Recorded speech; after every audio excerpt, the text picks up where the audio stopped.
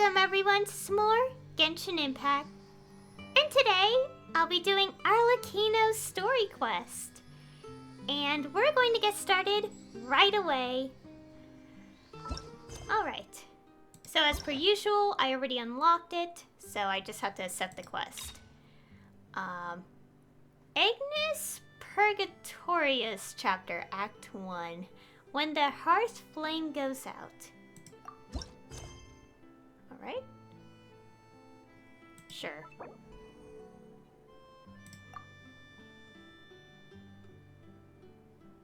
Huh!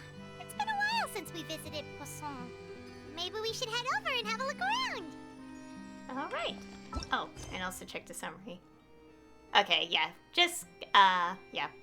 It's a fine day. Yes, a fine day for a stroll around Poisson. The child who doesn't exist. Huh. Alright, let's go to Poisson.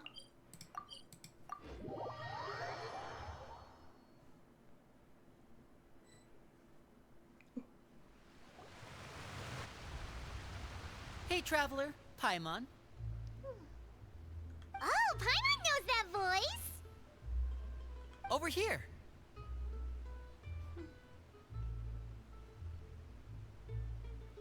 Winnie! It's been too long.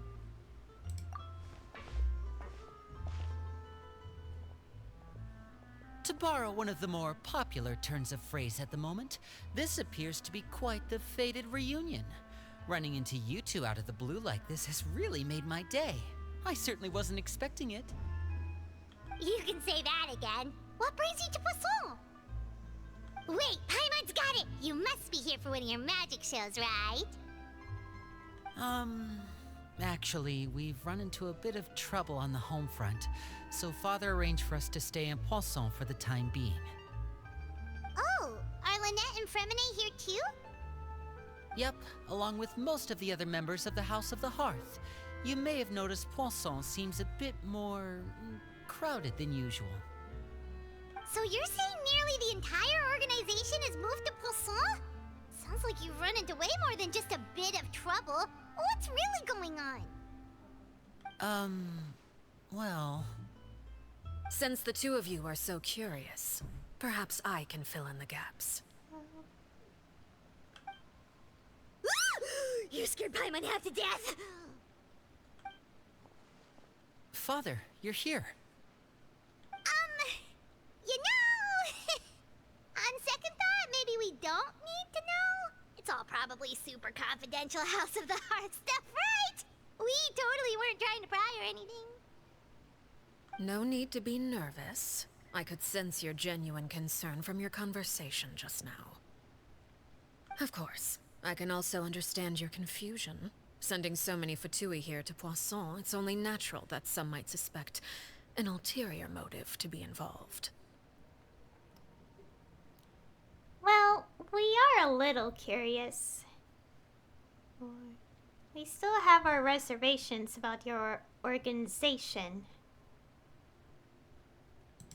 I understand. I'm well aware you've had your fair share of confrontations with the Fatui in the past, and I can't exactly guarantee that we'll remain on good terms in the future. As for right now, however, I would say we have little reason to be at odds, wouldn't you agree? The House of the Hearth could stand to be more open with those who have worked so closely with us in the past. As for the issue at hand, well, it hardly relates to any ulterior motive. To be frank, it all stems from a certain rumor circulating around the House of the Hearth. It's an internal matter. What sort of rumor? A rumor that a certain phantom child is hiding away in the House of the Hearth. Some sort of ghost story, maybe? I feel like I'm getting chills already. A phantom child? Ooh, just hearing the name is giving Paimon the creeps. A spirit that should have long ceased to exist is lurking in the shadows of the House of the Hearth. So I decided to bring the children to Poisson before continuing to investigate the situation. I expect I should be able to track down the spirit fairly quickly. After that, it's just a matter of resolving the situation, if you will. It shouldn't be much trouble at all. If you're curious, or if you still have some concerns, it might be advisable to stick around for a few days. I'm sure the children would be exceedingly pleased to welcome some visitors. Lenny, I'll leave you to entertain our guests. I have some matters to attend to. Of course, Father.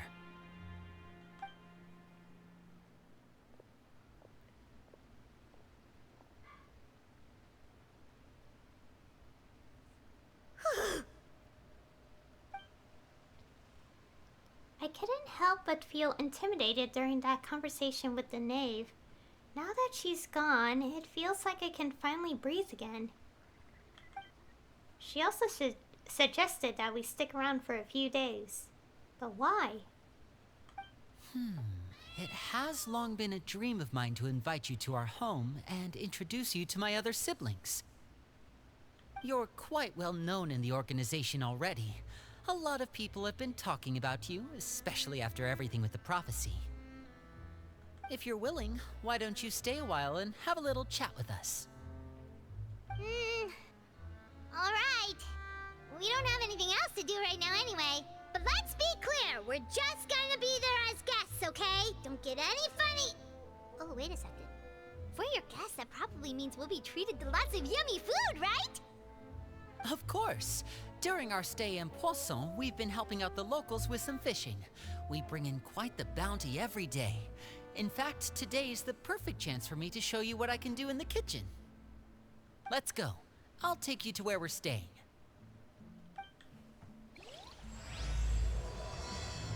And the quest has started. Alright. Be a house guest. Alright, down here.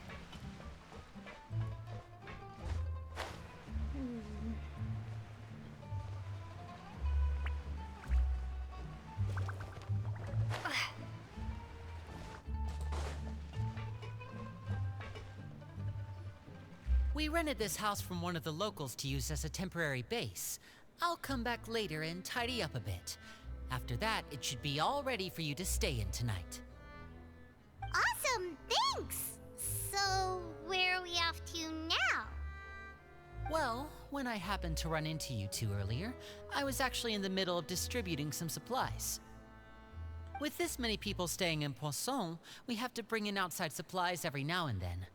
I should probably make sure the rest of these provisions get delivered. Otherwise, people might start to get antsy. Okay, we'll come with. There are all sorts of rumors about your organization floating around out there. Paimon's not sure if she could even take a wild guess as to what's true and what's not. But now that we finally have the chance to see a day in the life of the house, we can take a good look at how you operate. Well, you're more than welcome to come along. Just follow me. Alright. Okay. How do I get up there? Okay, I'm guessing this way is the best way to get up there.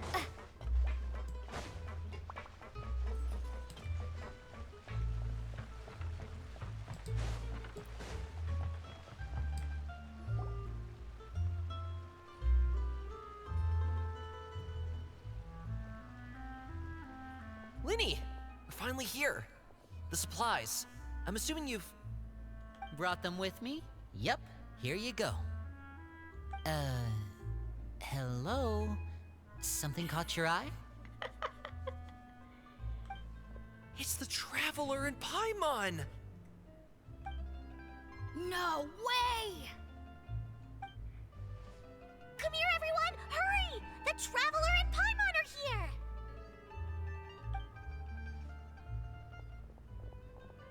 One at a time, please. Don't crowd around them all at once. We don't want to scare off our guests now, do we? Oh, it's alright! Gotta say, Paimon didn't realize we were this famous. Of course! Father and Linny have told us so much about you.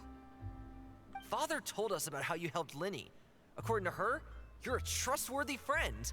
And as far as she's concerned, that's pretty much the highest compliment we've ever heard her give. As you can imagine, everyone's been very curious about you. I heard the Traveler is so strong that she can move a mountain with her bare hands. I heard Paimon eats so much that she can clean out the entire pantry at Hotel de Boer in just 3 days. Wait a second! That's the rumor you heard about Paimon? Oh, not cool at all!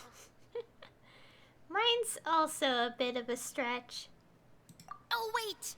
When guests visit, you're supposed to give them gifts and stuff, right? Oh, we don't need something like that. Besides, we don't have anything to give to you. Come on, we insist. I can give you some of my new potions. Just pick your poison. And by that, I mean medicine or actual poison. I've got both. Huh? Or maybe Shaplo can teach you guys about stealth. He's super good at it. He's never been caught. Ah, now that's not a bad idea. I know you usually prefer to fight head-on, but it never hurts to expand your bag of tricks, right? When it comes to eliminating your enemies, staying quiet can go a long way. Trust me, I would know. I was poisoned not too long ago, and I'm still dealing with the after effects. So I'm not quite as good as I was before, but I can still give you some pointers. Wait, when you said gifts, I didn't think you meant poison and stealth tactics. But those are the best things we can give you. You don't like them? Ooh, how about this? Tell me the name of someone who really annoys you, and we'll teach him a lesson for you.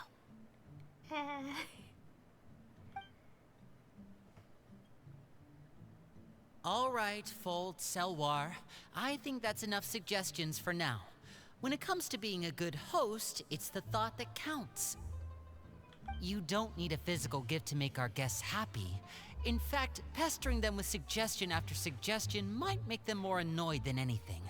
I would say your enthusiasm has certainly gotten across. Really? Absolutely. We definitely feel the love. Awesome! It's been so long since we've had guests to play with. If there's anything you need, just let us know. Yeah, especially if it's poison or something. I've got all sorts of potions for that. Well, we'll talk to you all later. We've still got supplies to distribute. All right, see you later.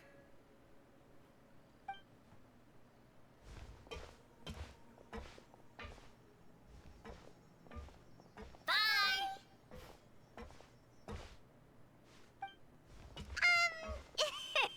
Lenny, about all that poison and stealth tactics talk just now.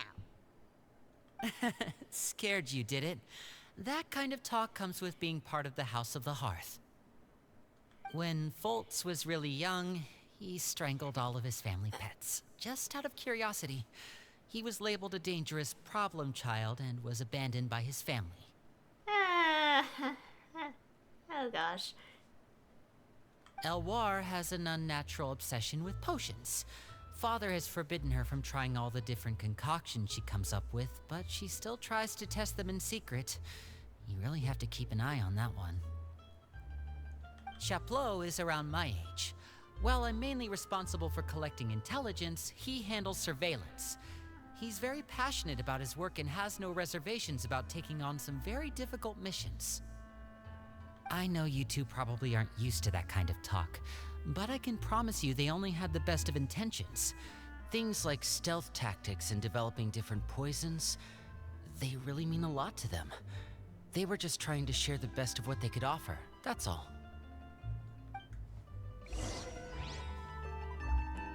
Okay. That's nice to know. Anyways.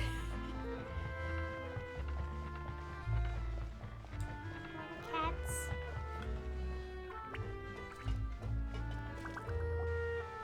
Filial, supplies are here. Thanks.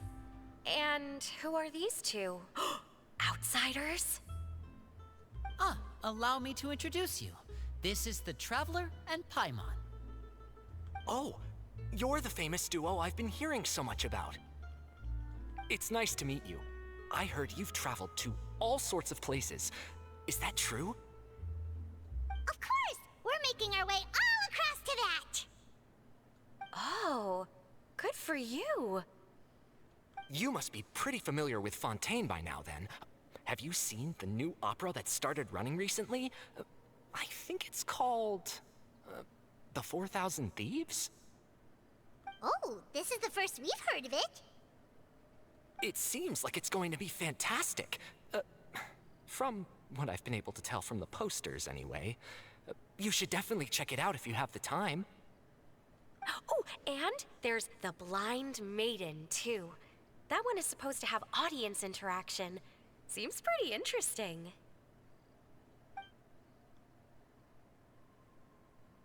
After this mission is over, I think I'll go get a manicure.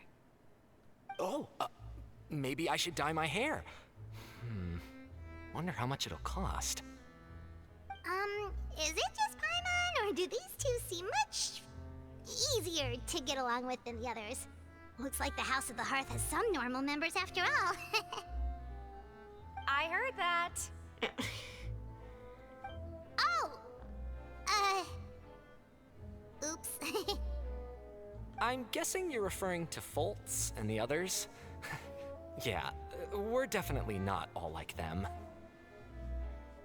I bet those crazies are practically foaming at the mouth right now. I'm sure they just can't wait to get back to Snezhnaya to carry out the plan. That's enough, Filial. Don't talk about family members behind their back, right? Whatever. Let's go. Guess this is goodbye then. If you ever have some time, we should go see the opera together.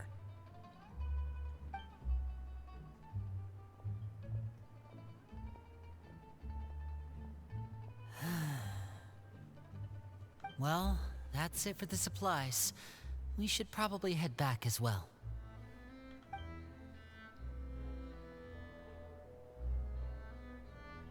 Well, they didn't seem too happy with each other. Seems like there could be something more going on here. We should observe for now. It's better not to pry. You're right. We're only here as guests after all. Oh, Linny's getting super far ahead. Come on, let's catch up.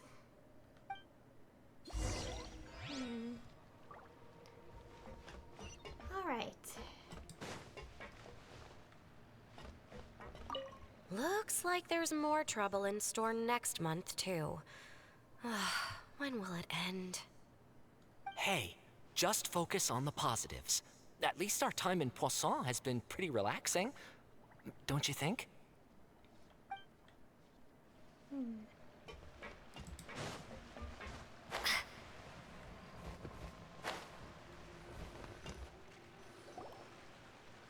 So, what do you think of the members you've met so far?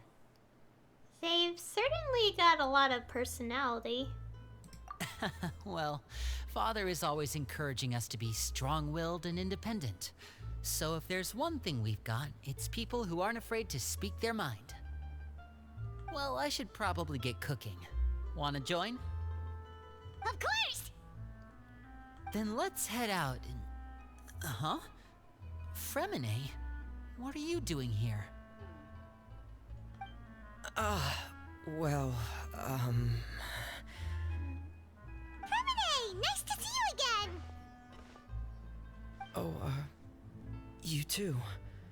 I heard you're here as guests of House of the Hearth. Welcome. We were just going to make some food. Why don't you come along? I could use some help in the kitchen, and I seem to remember you mentioning you wanted to make seafood soup for the Traveler and Paimon. Seafood soup? Oh, Paimon's drooling already. Were you looking for something just now, Fremine? Maybe I can help. It's nothing. I just wanted to see if there were any extra supplies. Yeah, we've got some left over. What do you need? some food and water, and some clean cloth, if possible. No problem. Give me a second here. Food, water... Wait a minute. What do you need all of those for? You're not on any missions as far as I'm aware, and you were just going to come eat with us. So what's this all about? I thought I'd grab an extra portion because I get hungry at night. Could be because I'm growing, you know? And... Fremine. You remember what I told you? You're not like me. Your lying skills still need some work. Tell me what's going on. Is it really bad enough that you have to keep it from your own brother? Maybe it'll be better if we gave them some space.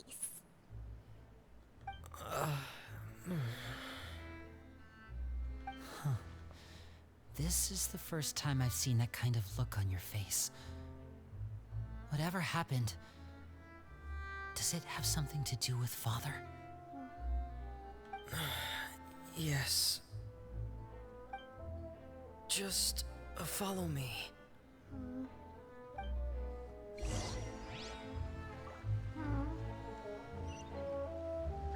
Okay.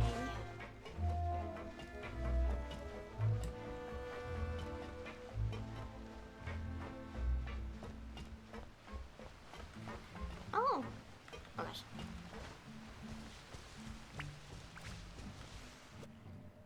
You're back! Oh, and you've brought some friends with you this time. Hello, my name's Linny.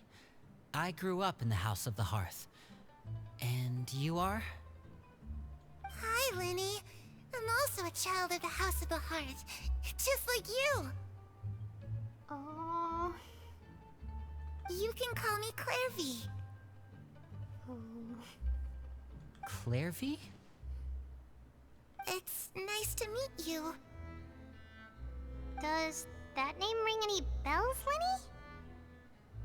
No, not at all. That's not a name we have on our roster, I'm sure of it. What I'm not sure of, though, is how she managed to sneak in. She must be the phantom child Father's been searching for. From the looks of it, I'm guessing you were the one that found her, Fremine. You, haven't told Father, have you? No, I haven't told anyone. I've just been keeping her hidden. For how long? About half a month now. Half a month? So ever since we got to Poisson, then, do you have any idea what you're doing? I know what I'm doing.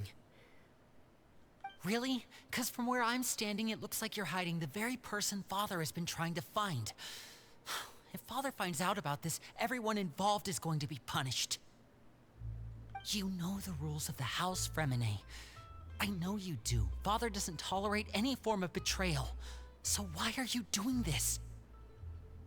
I've thought it through. And I just can't hand her over like that. Linny, don't you remember last year? Chaplot nearly died after getting poisoned during that one mission. He wasn't able to get back before the poison started taking effect, and not a single person was there to help him. That night, while I was sleeping, I heard a voice telling me to go save him. I opened my eyes, but I couldn't find the source of the voice. I thought maybe I was just hearing things, but I went to look for him anyway. Luckily, I got there with enough time to save his life. That feeling of being haunted, of hearing voices, it's happened many times in the House of the Hearth. I'm sure you've noticed. So what you're saying is, that was her? She was the one who spoke to you that night? Unless there are other spirits roaming around the House of the Hearth, I don't think there's any other possibility. If Clairvy were our enemy, it wouldn't matter whether she was a spirit or an actual child. I would have acted without a second thought, because that's what Father ordered us to do. But she's been living with us, helping us from the shadows all this time. I think that makes her family. I couldn't just hand her over to be dealt with. Not when there's so much we still don't know. So what's your plan then? You can't keep her here forever. Someone is bound to find out eventually. I haven't thought that far yet. I don't want to disobey an order from Father, but I also don't want to put Clairvy in danger. Come with me. There are a couple things I'd like to say to you in private.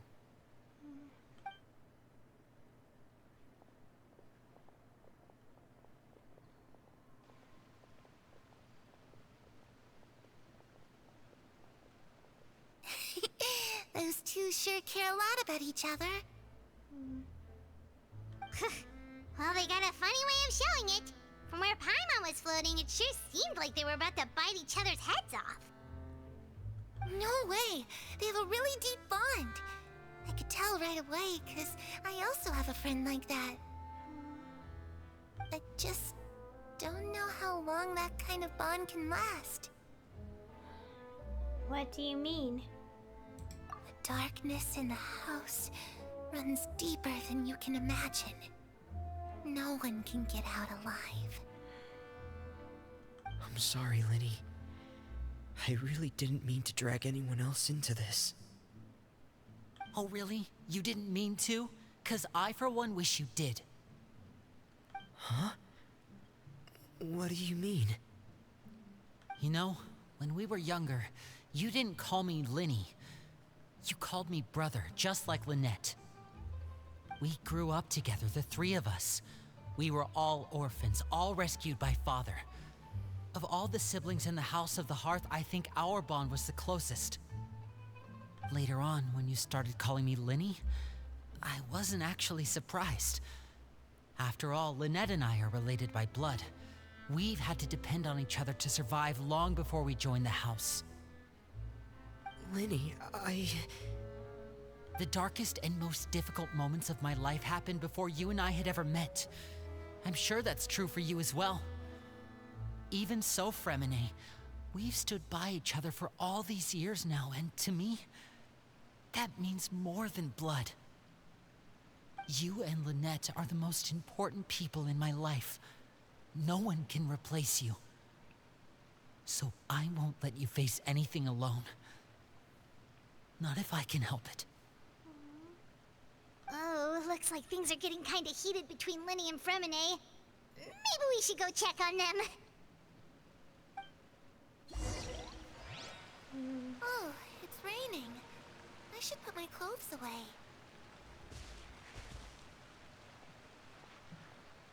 Okay.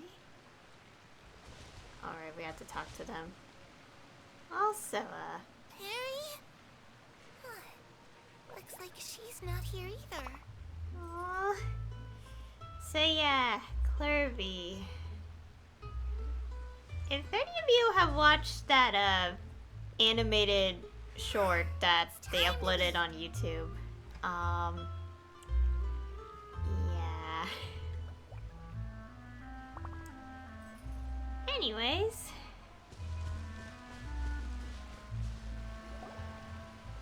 Hey you two! Hope we aren't interrupting anything. Like a fight, or... Oh, wait a minute, Fremine. You're not crying, are you? Is everything alright? everything's fine. Thanks for asking. Aww. Well, we're all friends here, right? We've been through so much together, so if there's anything we can do to help, just say the word. It's just a small family dispute. It's not something our guests should trouble themselves with. In fact, it might be better if your stay ended here. But sometimes having guests around can come in handy. What are you getting at, Traveler? When guests are around, families are often on their best behavior. And any disputes are less likely to escalate. That's what you're trying to say, isn't it? Exactly. I think it'll be better if we stick around. I just... Thank you. I was really hoping to keep you out of it. But even if I could think of some other reason to turn you away, I'm not sure I could convince you. I know things could turn dangerous, so I promise you this. From now on, I'll protect you like my life depends on it. Me too. Well, back to the matter at hand then. If we don't plan on handing Clairvy over to Father, then our only other option is to solve the mystery of her identity before Father is able to track her down. That means finding out where she came from and what she's doing here. Then we can send her on her merry way and pretend like none of this ever happened. I've tried that already. And? And... nothing.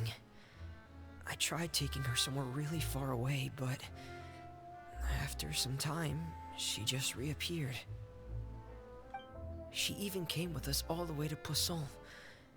It seems like wherever the house is, she follows. I don't know much about spirits. Do you two have any ideas? Let's see here. Paimon remembers hearing something like, if you fulfill a spirit's last wish before they died, they'll let go of whatever's keeping them here and return to the ley lines. Oh, it's just that Paimon doesn't really remember where she heard that, so it's not guaranteed to work or anything. Well, sounds like it's worth a shot. Guess that means we should go ask her about her wish. But first, Fremine, I need you to promise me something. What is it?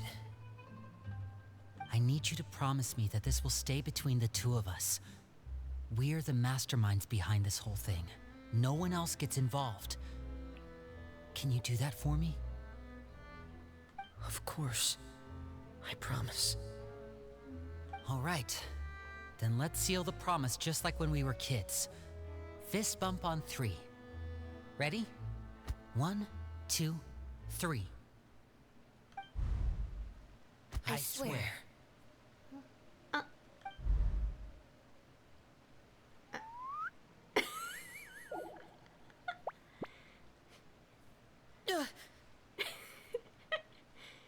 Whoa!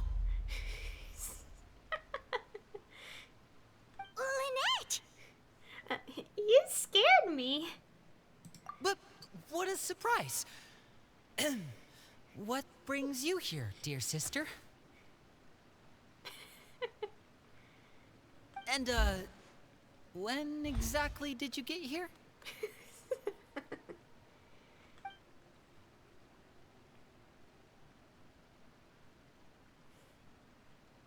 You're an idiot, brother. And you too, Fremine.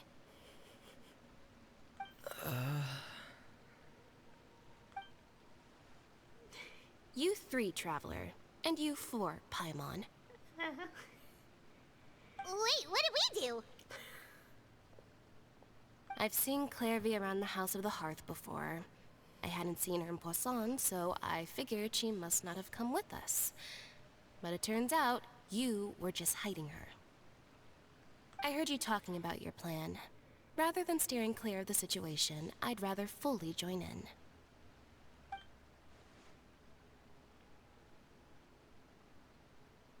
If you don't agree, I'll have no choice but to report everything back to Father. Simple as that. You're not giving us much wiggle room here, Lynette. Well, I guess we're all in this together then. After we talk to Clairvy, we'll figure out our next move. There's no time to lose. Let's go.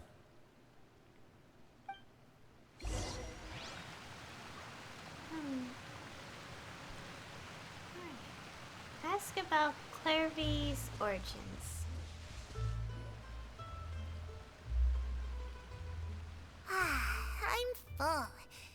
you for bringing me this food, you guys.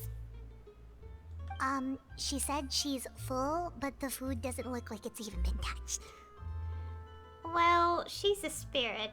She can't actually eat. That's right. Based on what I've been able to observe, it doesn't seem like Clairvy can interact with the physical world at all. Still, when she's presented with food, she'll always linger around it for a good little while. Maybe, in her mind, she really is eating those things. Does she know that she has already passed away? I've tried to ask her, but she didn't answer. My guess is that she's just as confused as we are. Or maybe she couldn't understand the question at all. Clairvy, if you've got some time, I'd like to ask you a few questions. Sure. Oh, another new friend. Hi, I'm Clairvy. Hello. Clairvy, how did you join the House of the Hearth? Huh? Isn't it the same for everybody? The knave brings you here and then you can't leave. It's just that your name, it's not on the roster. And I've never seen you before. The roster? Oh, I get it now.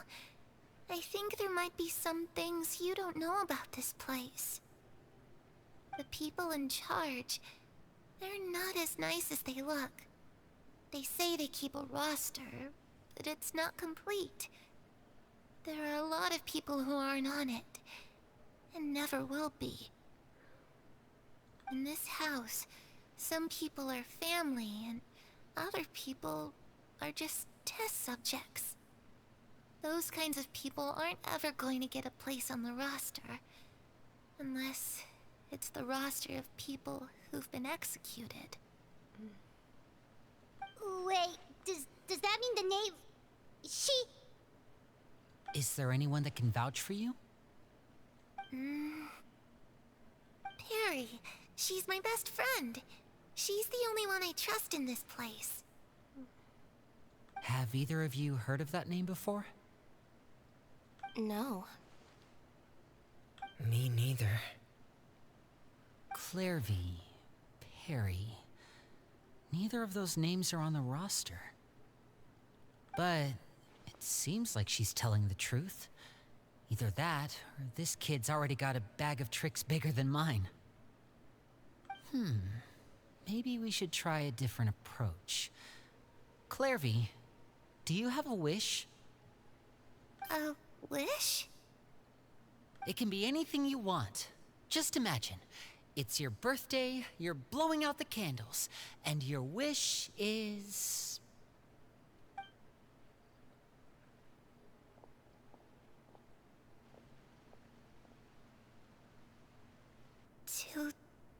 To go outside. Where the sun can find me. That's... it? Well, that sounds easy enough. The darkness in the house runs deeper than you can imagine.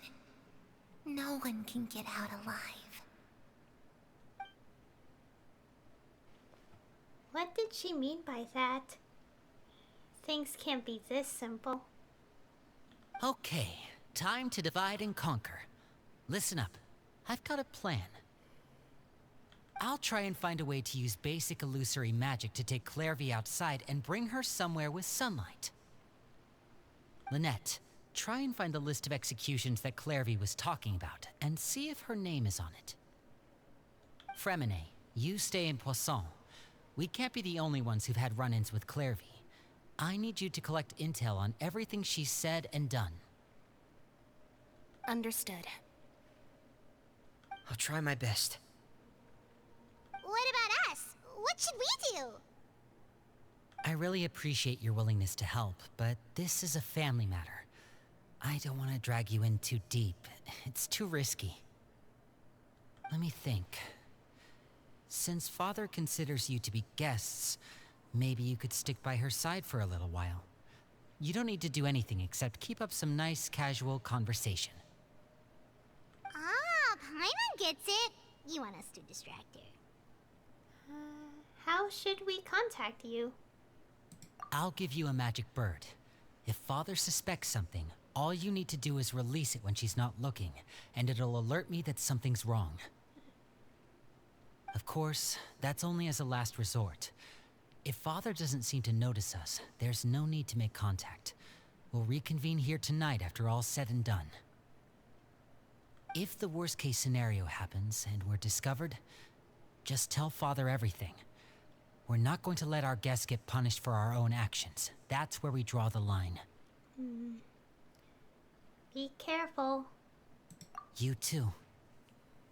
Okay, this is where we part. Father should be at the beach nearby.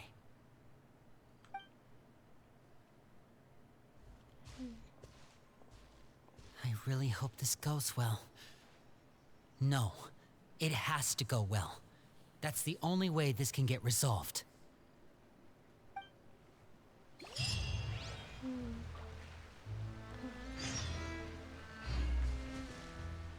Clairvy, I'd like to take you somewhere. Is that okay with you? Sure. Where are we going?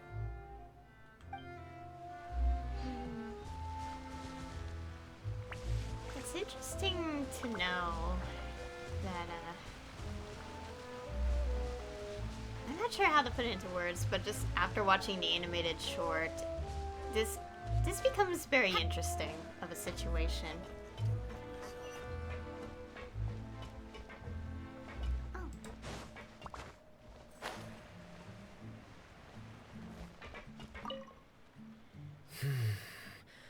Where should I start looking?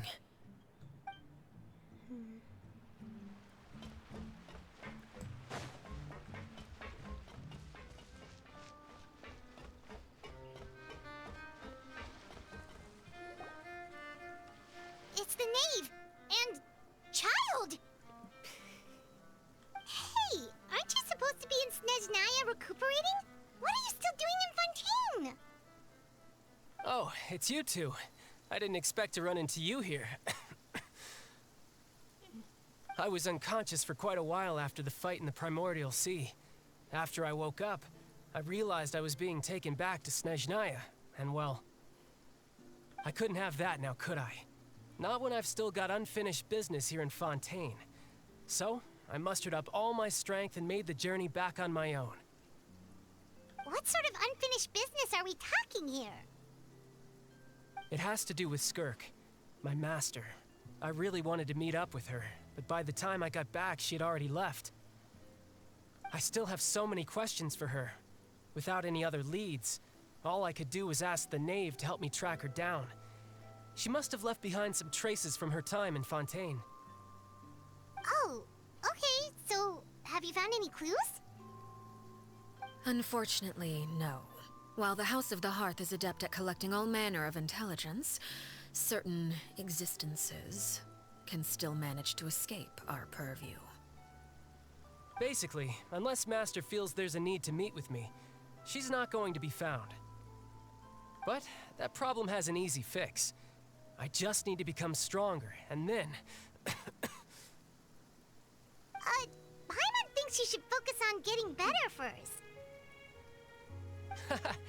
The worst of it is over. It's all thanks to that one kid from the House of the Hearth. Elwar, I think her name was. She gave me a bunch of random potions to drink. They didn't go down easy, let me tell you. Pain and chills all over. But they really did help speed up my recovery. And that's good, because it looks like I really do have to head back this time. The old man's been putting the pressure on me. He sent someone to tell me I'm needed for some sort of project. Project Stuja? Yeah, that's the one. I heard Regrader's involved too. I'm not looking forward to having to listen to all his monologuing, that's for sure. Hey, maybe you could think of a way for me to stay in Fontaine for a little longer. Helping Linny and the others brush up on their fighting skills would be far more interesting. If you and I could spar, that would be even better. I've been waiting for a chance to see you go all out. And what a sweet little daydream that is. But I also have a role to play in all this. I'll be leaving Fontaine shortly as well. Besides, considering how little they see fit to step outside the homeland, being called on to return to Snezhnaya by such illustrious dignitaries, what a great honor. Wouldn't you agree? One I could do without, I'd say. Is it just Paimon? Or does it kind of seem like they're... Just casually trash-talking their colleagues behind their backs? So, dear guests of the House of the Hearth, to what do I owe the visit? Well, we just... Wanted to learn more about you. Right! We're super close to Linny and the others, but we still don't know much about you! Is that so? Introductions have already been made, have they not? Oh, well, you see? There's only so much you can learn about someone from a short introduction. At least tell us something a little extra, like... Why do you call yourself father? Huh, good question. I'd also like to know. The fact that you have to ask tells me our intelligence work has been quite successful. Telling you the answer to that question would only serve to undermine that success. And we can't have that, now can we? Spoken like a true diplomat. That was some expert sidestepping right there. Well, if there's nothing else, I think I'll take my leave. I still have a small matter to resolve at home. Wait, don't go! If the knave leaves right now, she's sure to run into Linny and Clairvy. Should I release the bird Linny gave us? No, we should try to get her talking about something else first. About the House of the Hearth, what does the organization mean to you? I'd also like to hear the answer to this. I've met some of the members of your organization, and they all seemed like really good kids. They actually reminded me of Tonya and Tusser. Which, by the way, if you ever betray them, I'm just letting you know, I won't let you off easy. And why would I betray them? Well, you've already betrayed the House of the Hearth once, haven't you? At least, that's what I heard.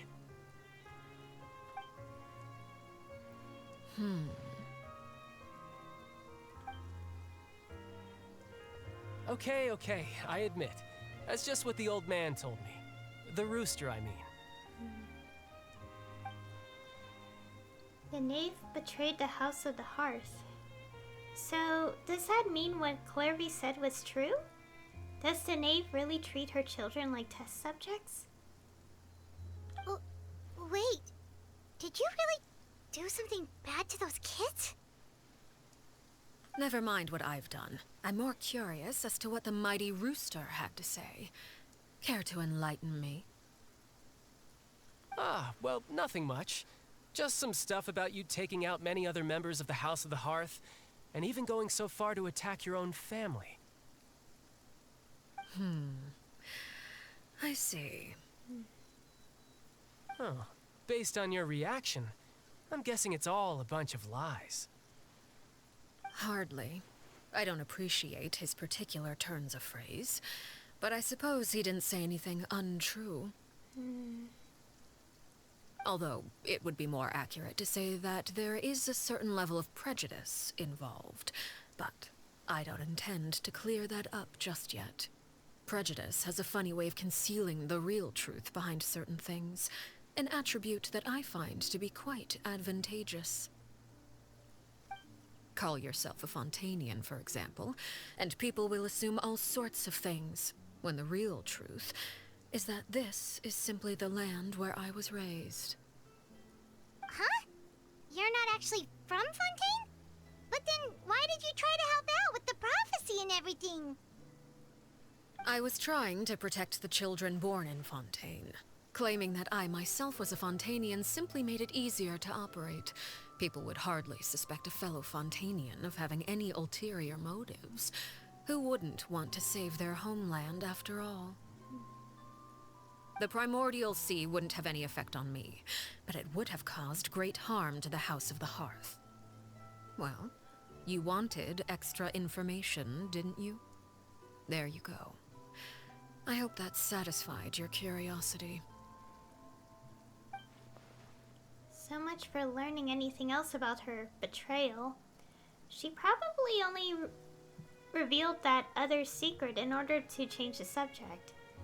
It seems like she's trying to avoid talking about her past. So, you stayed in Fontaine for the kids. I guess I was wrong to believe you'd betray them. Apologies. Looks like I was holding on to some prejudices myself. Good.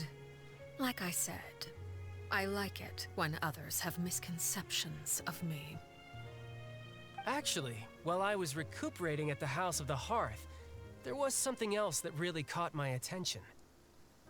I heard that members always resolve disputes and arguments with a friendly spar, and the loser has to back down. Seems pretty cool if you ask me.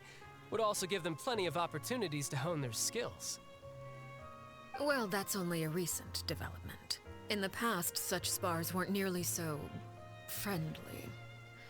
The losing party would lose everything, including their life. They were that high stakes? Whew, at least that's not a thing anymore. Well, the current atmosphere's not half bad. I'm a bit jealous, actually. You've got so many family members around you, and you even get to live with them. Having a lot of family around means dealing with a considerable amount of bickering and scheming. Once Tonya and Tusser enter their rebellious phase, I'm sure you'll understand. Just imagine. Tusser becomes obsessed with plucking out strands from the rooster's mustache, or Tonya decides to dye her hair 42 different colors. Okay. I get the picture.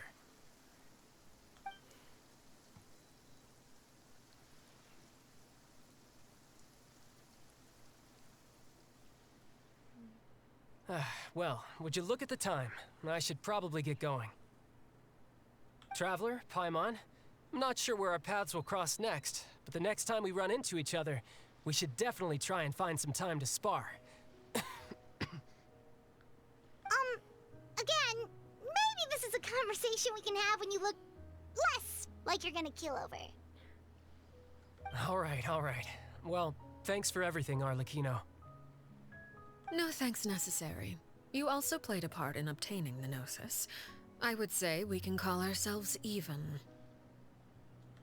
I like the sound of that. Well, I'm off. See you all some other time.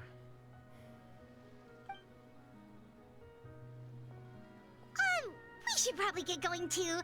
Do you want to head back with us? Oh? You want me to leave so soon? Oh, well, you see, I'm rather enjoying the evening breeze. If you don't mind, I think I'll stick around for a bit. I have some things to think about. Apologies for not attending to you like a proper host. Please forgive this slight. I do hope you'll have a pleasant stay. We managed to keep her distracted until nightfall. Good thing Child was there to keep the conversation going. You don't think she suspected anything, do you? Oh, I wonder if Liddy ran into any issues. Let's hurry back and see how everything went. Oh? You decided to stay a little longer? Let's take in the ocean view together, then.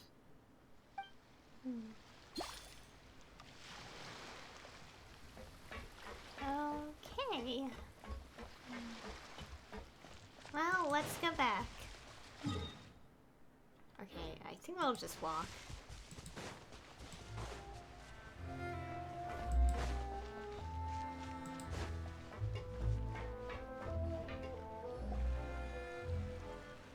Lenny, how did everything go? Well, long story short, we ran into a small issue. Clairvy can't go into the sunlight. What do you mean? Everything was fine at first. She followed me up to the surface just like I told her.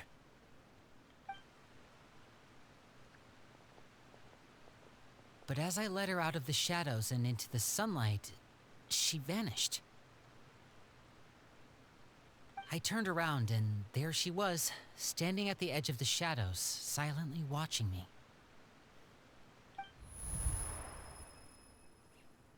Huh. Maybe she's afraid of sunlight, or... No, it wouldn't be her wish if that were the case. Well, we could always try pushing her into it. Not sure pushing works on a non-corporeal being. Oh, true.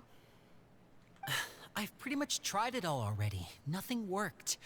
Eventually, the sun went down, so all I could do was bring her back here. How did it go with you, Lynette? Good. I've got the list. It's right here. Really? Well, what are we waiting for? Let's take a look!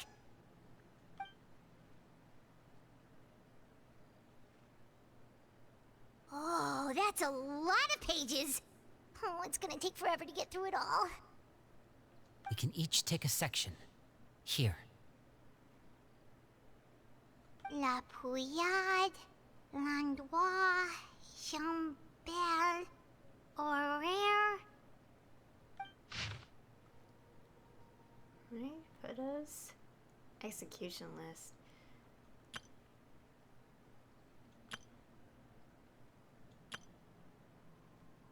Alright. Oh, yikes. That Horaire guy has a huge scar on his face. He's kinda giving Paimon the creeps. Ah, I've met him before. The scar is from an injury he received during a mission. I still remember him joking with me about it. He said any future lover would take one look at him and then lose all interest. Did he say anything else?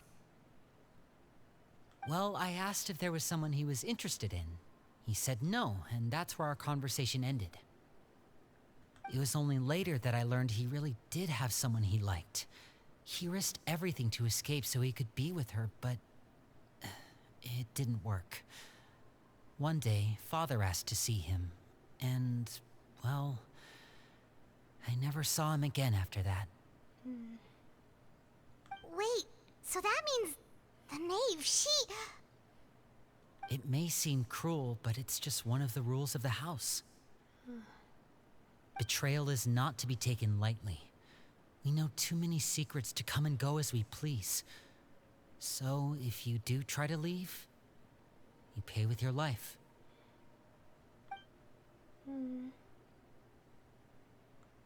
Her name's not here, huh?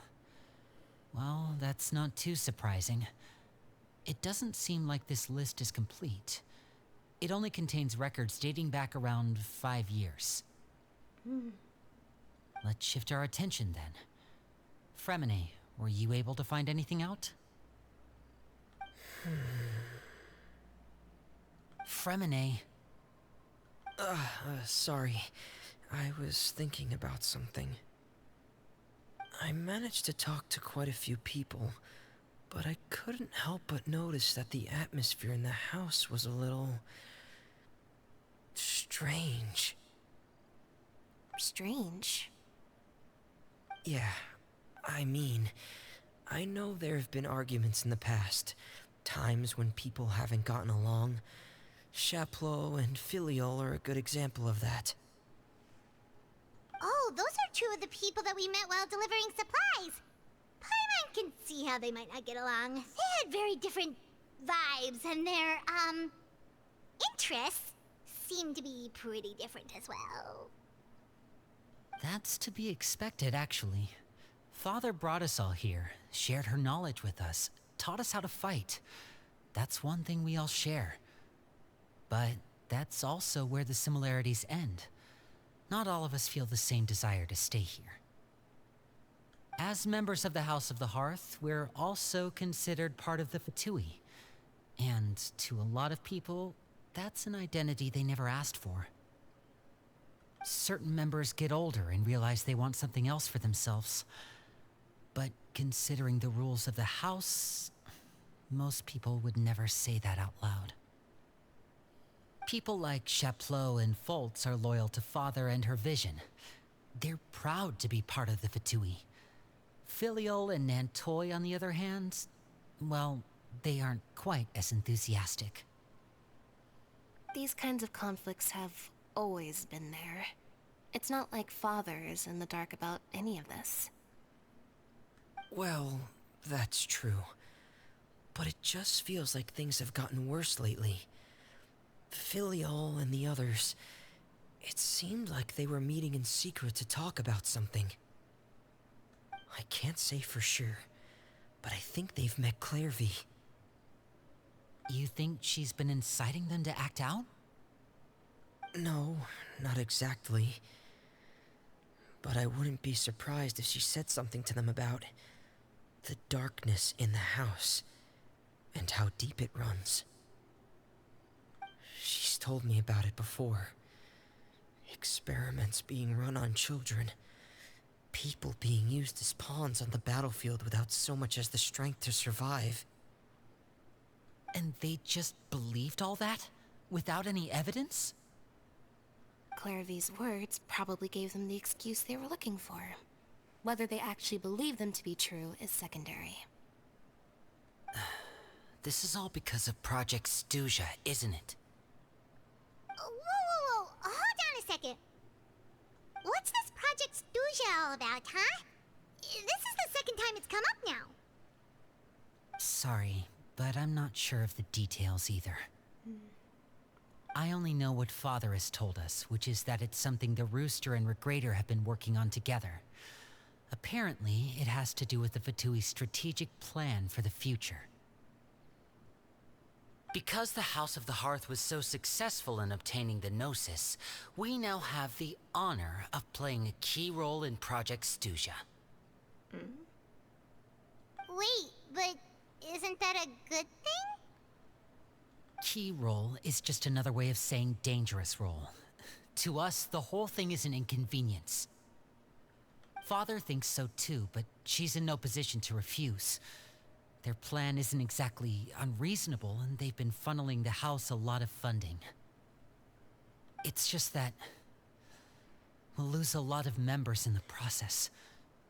Participating in the plan, it's an honor in name only. What they're really trying to do is subdue us. The existence of an intelligence organization outside their control makes them feel uneasy. Looks like the Fatui are plotting something big. But given how little Linny and the others seem to know about it, I probably won't be able to learn much. I should keep a sharp eye out during any future dealings with the Fatui to see what I can learn. Okay, super complicated top secret Fatui business aside, what does all of this have to do with the conflicts you were talking about earlier? Paimon doesn't get the connection. External pressure has a way of exacerbating internal strife. You can't overlook the power of fear either. People are afraid of dying, and that fear is often the impetus for a lot of stupid decisions. I thought resolving the Clairvy situation would make everything go back to normal. But it looks like things are more complicated than I thought. If we leave Filial and the others to their own devices, sooner or later, Father will be forced to take action. We can only focus on one situation at a time, brother. You're right. Even if we confront Filial and the others, it won't do any good. It might even make matters worse. We should focus on Clairvy for now. Well, it's getting late. We should head back and get some rest. We'll try again first thing tomorrow. Lynette, you stick with me this time. Fremine, keep a close eye on Filial and the others. Make sure they don't do anything they'll regret. Good work today, everyone. Have a good night, and I'll see you tomorrow.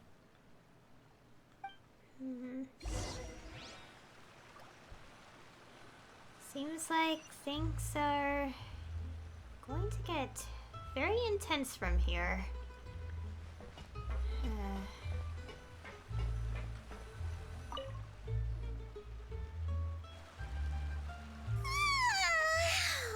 I'm always looking forward to an early night, but she can't sleep at all. Hey, you don't think the knave will be too angry with Lenny and everyone if she finds out about all this, do you? She's even scary when she smiles. If she were to actually get angry... You have to protect Paimon if that happens, okay, Traveler? I'm also afraid of her. Or you can just hide behind me. Trust is ever, Traveler. Oh. Look! Look over there! Clervy? What's she doing over there? Quick! Let's catch up with her before anyone sees! Alright. Let's see what's happening.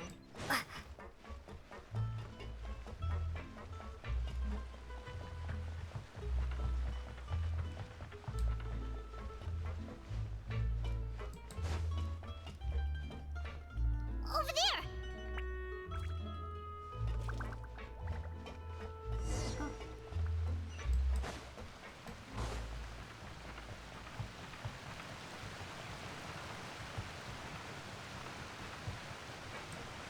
Oh, where is she going?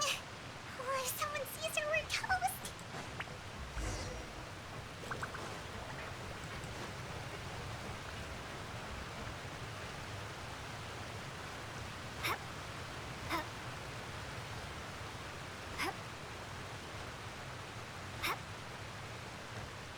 Oh, look!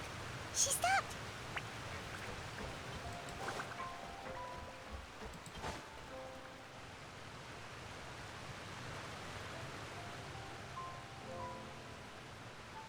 Clearvy!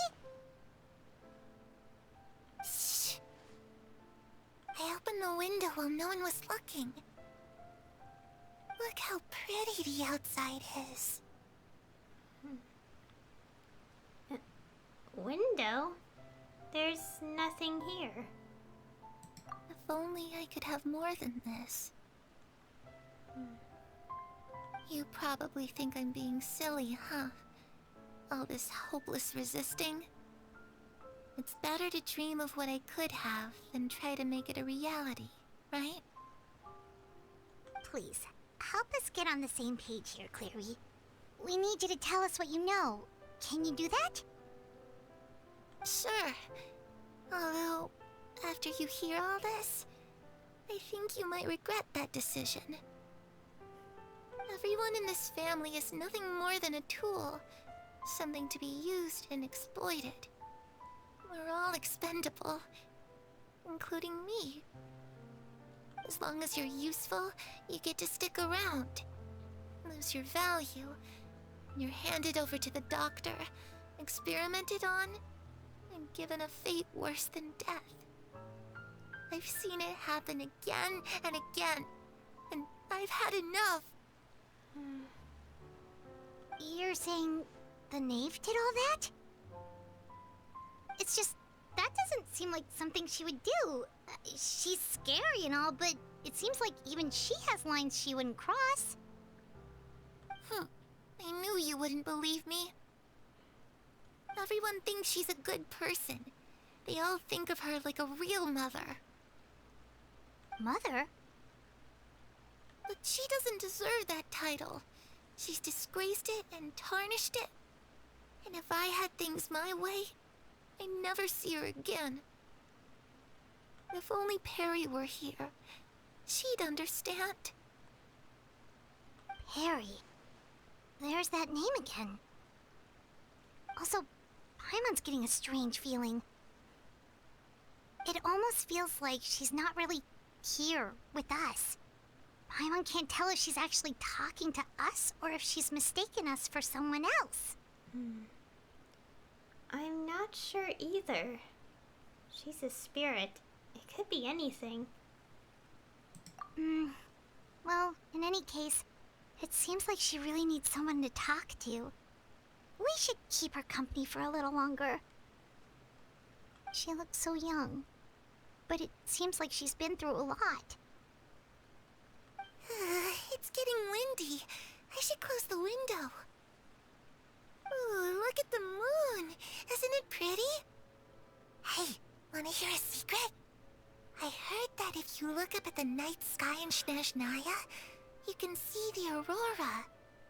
It's supposed to be super pretty. Even prettier than the moon tonight. I'd love to see it. Perry and I promised each other that once we're older, we're gonna go see it together. But I can't find her. I'm worried she's also been... No, that wouldn't happen to her. She's special. Mother likes her a lot. I should really go talk to Mother, but we just fought. She doesn't want to see me, and I'm too scared to face her. What should I do?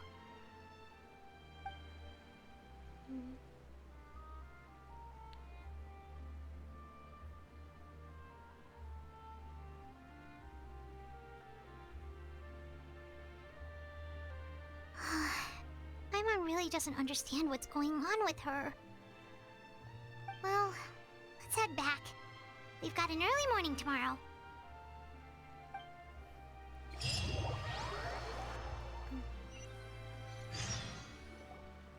All right, looks like we're all here.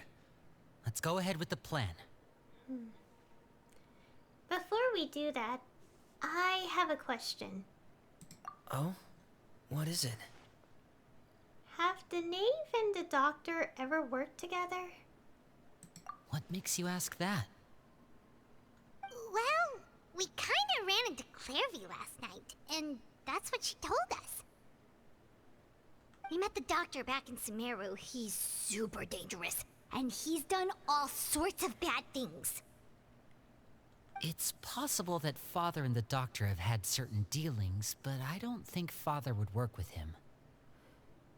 We're not really on the same side, so there's not a lot of trust between them.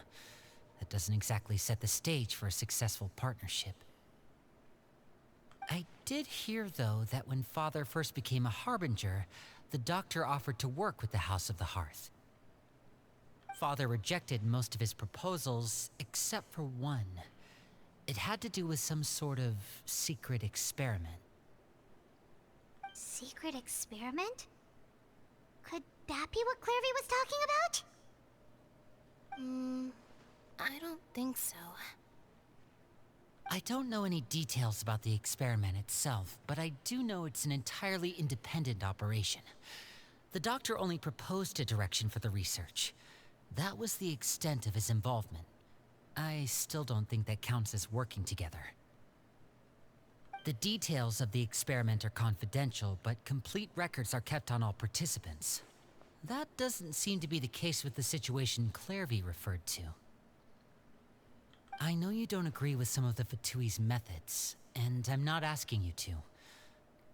But I am asking you to trust us on this. The House of the Hearth has its own principles. There are certain lines we're not willing to cross. Alright, that's good to hear at least. Clairvy seems to think the knave and the doctor worked together to do something horrible. If that turned out to be true, Paimon doesn't know how he would even face you guys. It's just that it doesn't seem like Clairvy is lying either. The easiest thing to do would be just ask the knave directly, but Paimon doesn't think she'd tell us. Let's focus on the plan for now. Father didn't come back last night. She's probably still near the shore. We'll be counting on you to distract her. Lynette, you're with me. Fremine, you know what to do. Be on your guard, everyone. All right, let's get to it.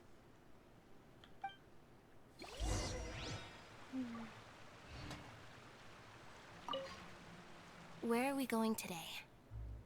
Let's try somewhere further away this time.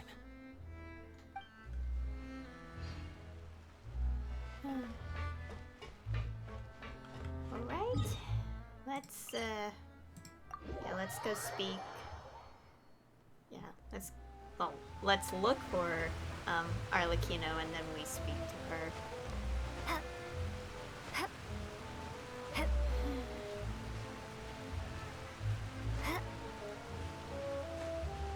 I'm not quite sure how to put my thoughts into words, but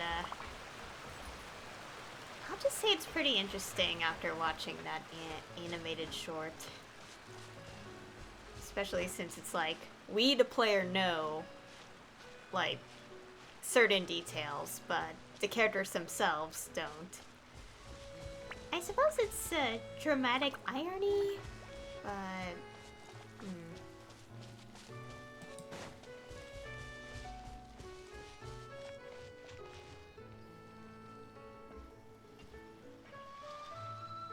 Ah, it's you two again. I must say, you look a bit pale. Did you have trouble sleeping last night? A little. Perhaps if you had less on your mind, you'd be able to absolve yourself of such troubles. So what are you planning to do now? Catch up on some sleep? Or should I give you some time to rack your brain for a topic to discuss before I ask any questions? Although I must profess to being curious. Without child here, how do you plan on distracting me? Oh, she knows. Us? Distract you? A good one. But no, we were just here for a chat. Looks like you could have used some extra time to think. No matter. If you don't have any other plans, why don't you accompany me somewhere? Don't worry. I'll be sure to steer clear of any scheming children. The ocean breeze is sure nice today. So, you know everything then? Children always think they can hide things from the grown-ups. But nothing gets past me. Least of all a little scheming. I think I'll let them have at it for a little longer. I can be very patient. Well, I'll leave you to think things over. If you're so inclined, meet me outside the Palais Mermonia. Good things come to children who do as they're told. So I do hope you decide to tag along. If only for your friends' sakes. What should we do? She clearly knows about everything we've been doing, and Paimon doesn't think it'd be a stretch to say she was threatening us just now. We should release the pigeon that Lenny gave us.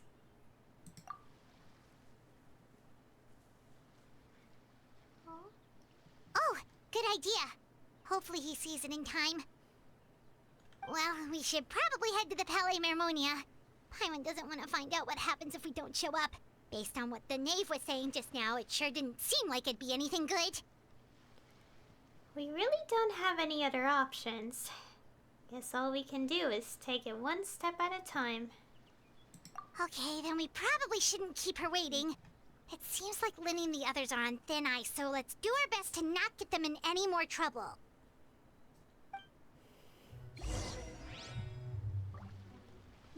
Alright. Just we go to this location now. Birds in a Cage is the name.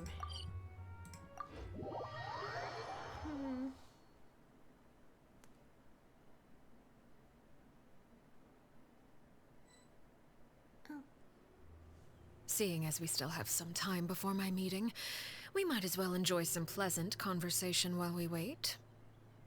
I'm glad to see you get along with my children. Being surrounded by good companions is necessary for a child's development. You're not planning on doing anything to them, are you? I assume you're referring to Lenny, Lynette, and Fremine. Although, there's that situation with Filial and Nentoy as well. It appears quite a few people have been acting out lately. No matter. I'm not one to discriminate. All those who betray the house meet the same fate. There are no exceptions. Does that mean you're going to kill them? Oh, are you here to beg for their lives?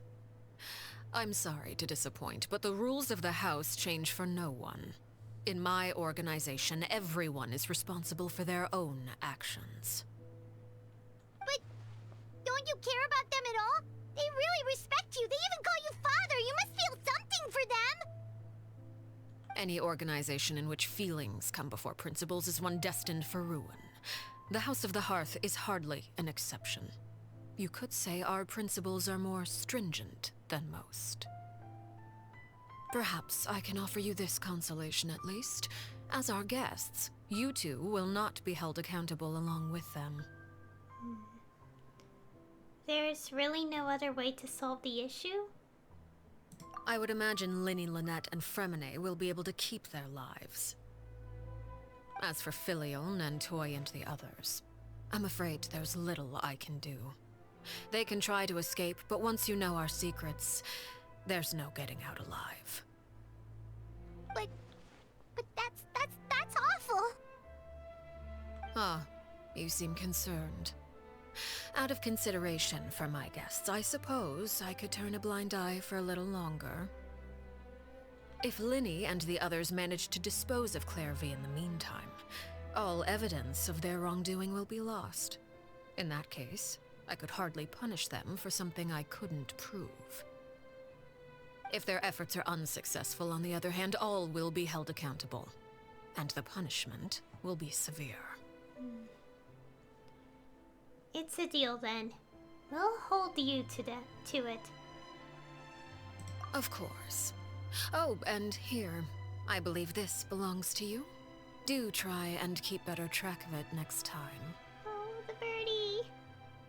It takes a considerable amount of time to train a bird like this.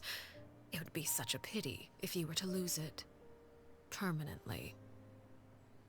Wait, where did you get that? Well, I'm afraid that's all the time we have to chat. Now, for the matter at hand. I asked you to meet me here because I have business at the Palais Mermonia. It has nothing to do with you, but I think it would be prudent for you to stick by my side for the time being. There will always be time later to run off and tell Linny what you've learned. Well, time to go. Looks like we wrapped things up just in time.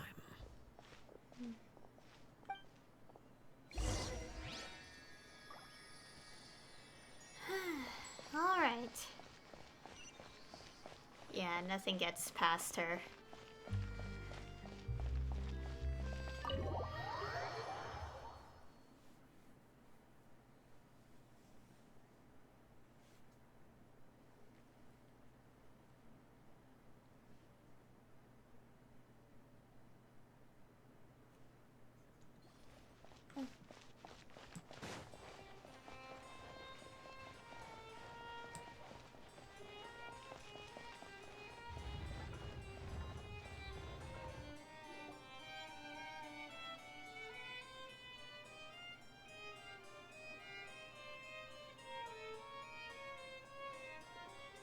It's been a while, Monsieur Neuvillette.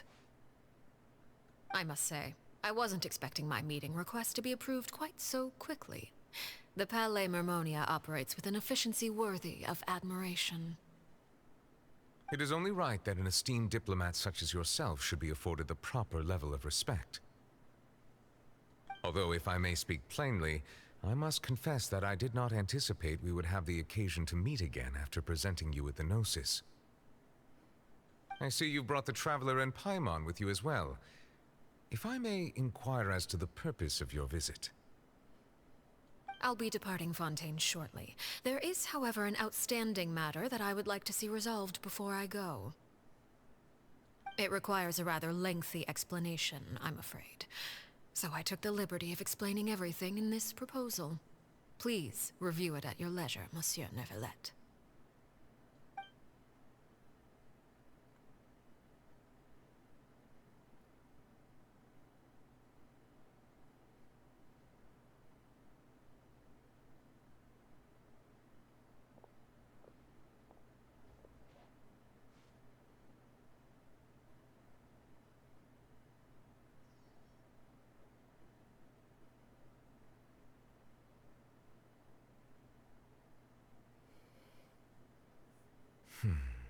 I understand your request. However, at the risk of causing offense, I must admit that I fail to see why you would wish for such a thing. I heard you have a certain fondness for water tasting, Monsieur Neuvillette, so allow me to use water as an analogy. A family is like a large body of water with countless rivers flowing in and out. As someone who watches over this system, I would hope that each river that flows from the source will eventually reach the ocean. Of course, objectively speaking, I know this is impossible. Most of the rivers will dry up along the way, disappearing into the ground and leaving nothing but a barren riverbed behind. Not all rivers are destined to reach the ocean, but I would not see their existence rendered meaningless. I believe the water that flows within them is simply meant for a different destination, like a field in need of irrigation. Or perhaps the glass of a certain water-tasting enthusiast. Did you get any of that, Traveler? Not really. Your words paint an optimistic picture indeed. Allow me to remind you, however, few among us are willing to sip from a glass filled with tainted water. It may have been tainted at one point in time, but not to worry. I'll make sure it's strained of all impurities and returned to its cleanest form. I seem to recall there being a transactional aspect to your proposal. Perhaps you could expound on that? If you accept my proposal, Monsieur Neuvillette, I will gradually withdraw my forces from Fontaine. And, unless absolutely necessary, I will no longer carry out any special missions within Fontaine. I presume I can take your words to mean that, in the future, cases similar to the Tartuffe assassination will cease to cross my desk? Tartuffe? Ah, that thief who embezzled funds from all those charities, you mean? My deepest condolences to his family, but without any evidence, I cannot imagine how the House of the Hearth might have been involved in his passing. Of course, if you accept my proposal, Monsieur Neuvillette, I'm sure certain measures could be taken to reduce the frequency of such troubles. You choose your words carefully indeed. In that case, I am inclined to accept your proposal. My thanks for your generosity, Monsieur Neuvillette. Well, with that settled, we should be going now. I took the liberty of bringing along 2 bottles of spring water from Snezhnaya for you to enjoy. I do hope I get the chance to hear your impressions. Perhaps at our next meeting, yes? Indeed. I trust you would not overlook your commitment in the meantime. All right, Traveler Paimon. Time to go.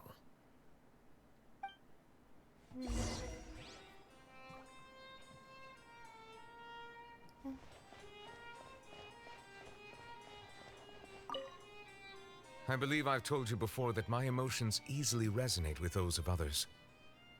Yet in the few meetings I've had with that Harbinger, I haven't been able to sense any aspect of her emotional state.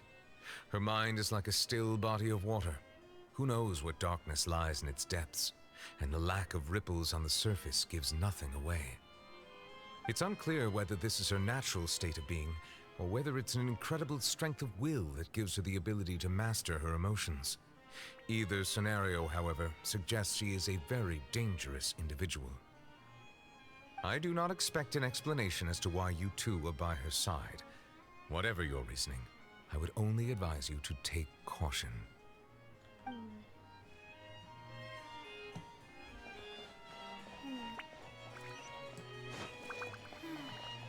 Guess we should leave.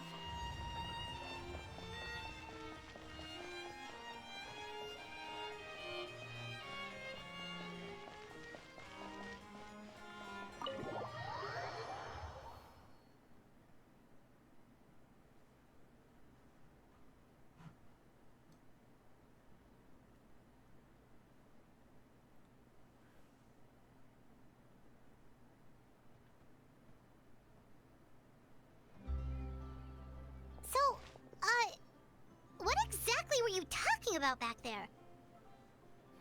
Paimon only heard you mention some rivers, a large body of water, and then some kind of irrigation scheme. You really want to know? I would imagine there might be more pressing concerns at the moment. Winnie, Paimon really hopes everything's going okay.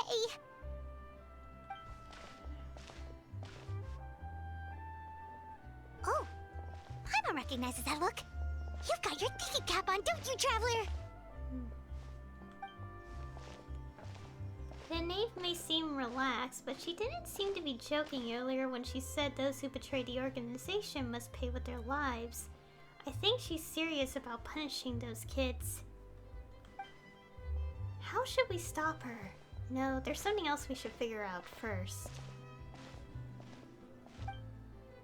While we were talking in front of the Palais Mermonia, she mentioned Clervy's name.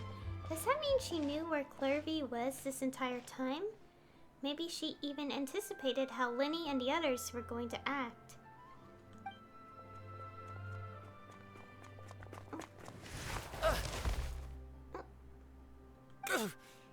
Oh, shoot. Are you alright? Oh, jeez. I'm so sorry. I was so focused on selling these papers, I wasn't looking where I was going. My bad. I also wasn't paying attention. Well, let me make it up to you at least. Here, take this paper. On the house. He looks kind of familiar for some reason. Oh, you don't have to give us anything. Please, I want to. It's not like I'm short on supply. All the extras will be useless come tomorrow anyway. It's my fault, really. I was just trying to bring home some extra mora for the family, but I bit off more than I can chew. I haven't had many takers today, so I'm still swimming in papers. What's going on here? Nothing much. I just ran into your friend here on accident. I should probably get going, actually, so... Hold on. Of course, I'm happy to compensate you with mora, it's just... I don't have any on me at the moment. I'll take 3 papers. Here, your payment. Oh! Thank you for your patronage. May the Archons bless you with good fortune. If only I had the chance to run into such generous customers every day. I should probably just take on a smaller inventory though, right? I'm getting married soon, so sometimes it's hard to not get ahead of myself. Anyway, I should head out. Goodbye!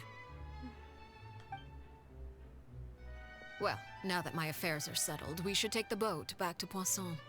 We've even acquired some light reading to enjoy along the way. Actually, why don't we stick around for a little longer? Paimon just realized how hungry she is. She can't head back to Poisson on an empty stomach. Looks like Paimon is trying to buy us more time. If we head back now, I doubt Linny and the others will have made any progress. What should we do? It appears you two are under the impression that delaying our return will somehow alter the situation in your favor. I'm sorry to ruin your fantasy, but your efforts are meaningless. That being said, I could be persuaded to give Linny some extra time. I just have one condition. If you agree to my request, I'll even answer some of your questions. You're quite curious about Clervy, are you not? And my relationship to her. Wait, why are you being so generous all of a sudden? You're not gonna ask us to do something bad, are you? You overestimate yourself. You don't have the talent for bad things. Then what can you possibly... The most important consideration in a negotiation is that both sides receive something they want. Demands and threats only get you so far. Your condition. Let's hear it. Wonderful. Here it is. When the time comes, make the choice that you deem most appropriate in the situation, and lend your help to the House of the Hearth. Okay. Sounds normal enough. But what do you mean, when the time comes? When is that supposed to be? That is for you to decide. We accept your condition. Then we have a deal. Follow me.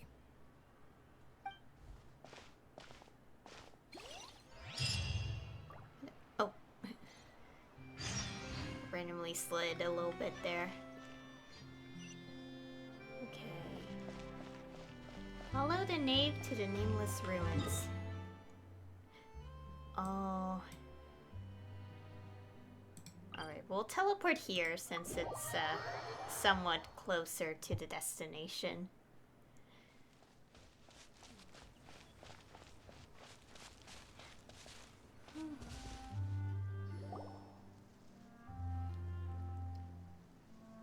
What is this place? Somewhere long forgotten by everyone. It used to be a grand building. Now it's nothing more than a pile of rubble. No one comes here anymore, nor does anyone care about what once happened here. Although, this place does have something to do with the story I'm about to tell you. It was before I became a Harbinger, and before Linny and the others joined the House of the Hearth. Due to certain events, I first killed Clairvy and then her mother. And this is where it all happened. You were the one that killed Clairvy? Why? Patience now. Allow me to explain Clairvy's side of the story first. I'll start from the beginning. Clairvy was 6 years old when she was brought by her mother, Crucibina, to live in the House of the Hearth. From the outside, it seemed like a fairy tale. A thriving family made up of kind adults and friendly children. Crucibina was the knave at that time, and the House of the Hearth was under her control. She was Clairvy's mother by blood, but she was also the mother to all the children in the house. Clairvy was happy here, for a time.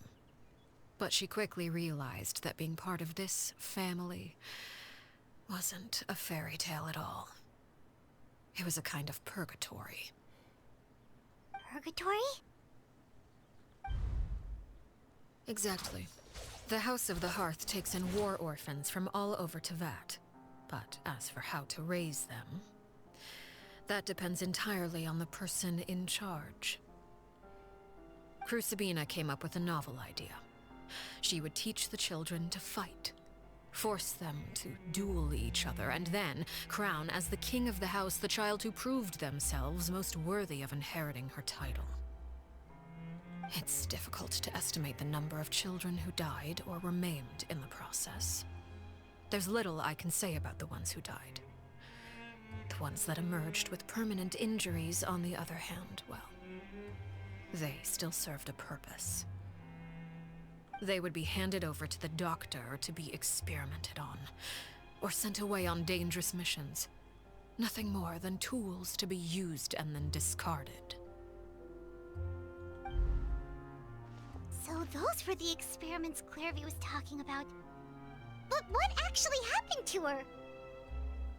You said that Clairvy was Crucibina's daughter, so if Clairvy tried to convince her to stop what she was doing, Crucibina probably would have listened, right? Despite being Clairvy's mother, Crucibina cared little for her daughter. She forced Clairvy to join the House of the Hearth only as a means to demonstrate her own impartiality as a mother, to prove that she treated all her children equally. Clairvy did try to convince her mother to change her ways, but it was to no avail. After her efforts failed, the only other option was to rise up and try to fight back. Unfortunately, the other children had already been thoroughly indoctrinated into the illusion of happiness Crucibina had created. Of course, there was one exception. Someone Clairvy's age, who knew the truth about the House of the Hearth. Her name was Peruware.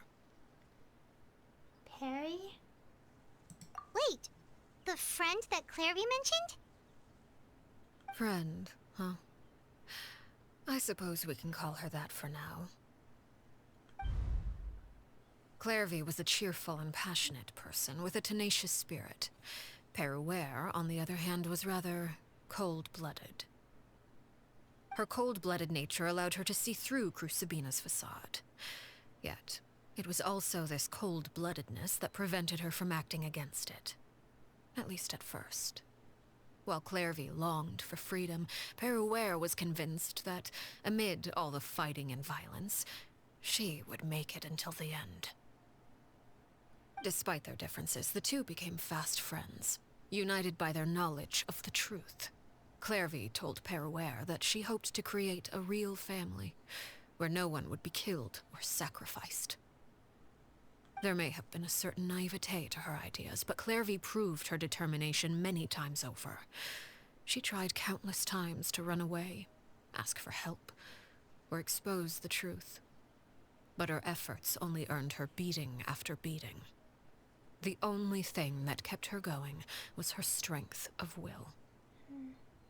Even with her body racked with pain, she would still stand on her tiptoes and open the window at night. She and Peruware would look out at the moon together, a fierce longing for freedom shining in her eyes. But one day that light simply vanished.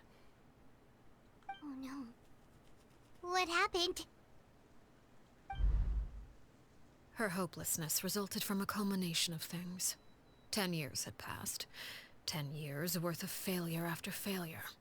She and Peruware weren't children anymore, but finding any chance to escape still seemed as hopeless as ever. It was during this time that Peruware suggested a new plan. If escaping was out of the question, why not take down the very person sitting on top of this throne of lies? Mother herself. Clairvy rejected that proposal. She claimed that, as a famous harbinger, Crucibina possessed an unimaginable amount of power. Trying to kill her would have an incredibly low chance of success. Clairvy never gave another reason, but Peruware could see it written all over her face. Clairvy still thought of Crucibina as her mother. Killing her own flesh and blood was a line she couldn't bring herself to cross. If she couldn't escape and fight back, then only one option remained. Death. Precisely. Death was the only way that she felt she could be free. It happened during a duel. When she arrived at the dueling ring that day, her partner turned out to be none other than Peruware, the very person that had stood by her side all those years. It was a fierce battle, but ultimately, Clairvy decided to let Peruware end her life. From that moment on, Peruware's journey was one written in flames. When the rain finally came and washed it all away, there she stood, the sole victor in Mother's endless game of slaughter. A trail of corpses strewn across her path to success. It was the very result she had predicted 10 years prior. Even then, she believed she would make it until the end. She wasn't surprised by the fact that she emerged as Mother's undisputed heir. Rather, her success left her with an inexplicable sense of restlessness. She was unsettled, and there was only one thing that could quell that sensation. Perhaps you two would like to take a guess as to what it was? Killing the person at the very top? Crucibina, you mean? But... Correct. This is the place where Peruware killed her best friend. A mere year later, this is also the place where she fought tooth and nail to kill the mother they shared. The moment she acted, any conception of what was right or wrong ceased to matter. It's one of the principles of the house. Only those who survive get to write the rules. Peruere won the battle, and became a harbinger herself. After which Her Majesty, the Tsaritsa, bestowed upon her a new name. Arlecchino. So the Perry Clairvy was talking about... It was you all along. You're Peruere. Arlecchino is just a name you got later. This was your story just as much as Clairvy's. I left that name behind long ago. I must say, hearing it now does bring back memories. After I defeated Crucibina, the moniker of Mother died with her. I chose to forego the title she called herself, and even chose to give up my own name. I rebuilt the House of the Hearth under a new identity. Not only as Arlecchino, but as father. And that is where the story ends. Any more questions? The Clairvy we met, though, who is she exactly? Yeah. Based on what you just told us, Clairvy wasn't a little kid when she was killed. So the Clairvy we met... Was she really a spirit at all? I suppose you could call her an illusion born of flame. Her existence is like ashes to a fire. Something left over in the wake of blaze and ruin. You see, a certain power runs through my veins. It's not unlike a curse. My flames leave behind shadows of anything they consume. Of course, the chances of those shadows morphing into a sentient entity are exceedingly slim.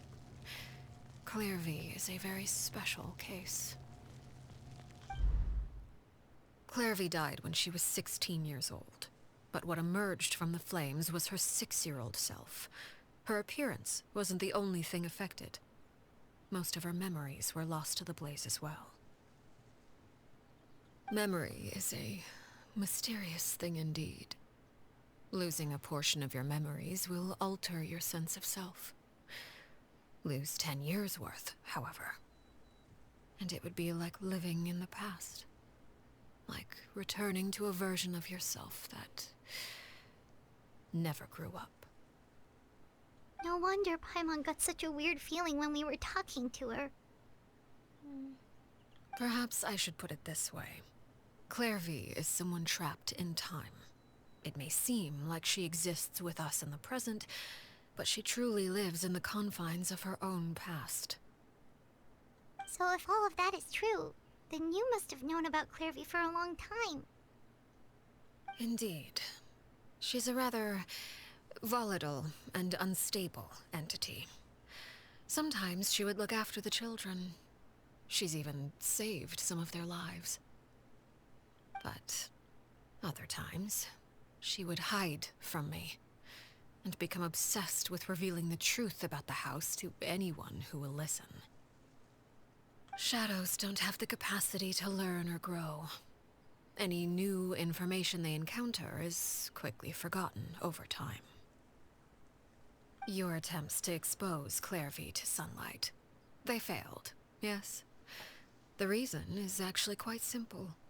In Clairvy's mind, the house is impossible to escape, and it is this very perception that traps her there.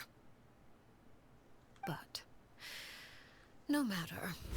All I have to do is kill her again, and all will be resolved. I don't anticipate so much as a single speck of ash will be left behind this time. Wait! Paimon can understand why you might want her gone, but isn't there another way? So what if she's trapped in her 6-year-old self? She's still your friend! At least talk to her first! It's too late for that. She broke the rules, and now she must be punished. That goes for Filial and Nantoy as well. She's had quite the effect on them. I hope you understand. The difference between Crucibina and myself lies in our formulation of the rules, not our policy for enforcing them. Upholding the rules without question is a trait we both share, because that is how a household should be run. Is this really what you want to do? Whatever could you mean? Don't you want to say a proper goodbye at least? Whether as a killer or as a father, there are two things that must be avoided at all costs: anger and sorrow. Anger makes you impulsive. Sorrow causes you to waver. Well, it appears it's about time to proceed. Before we arrived, I told some of my well-behaved children to bring our troublemakers here by nightfall.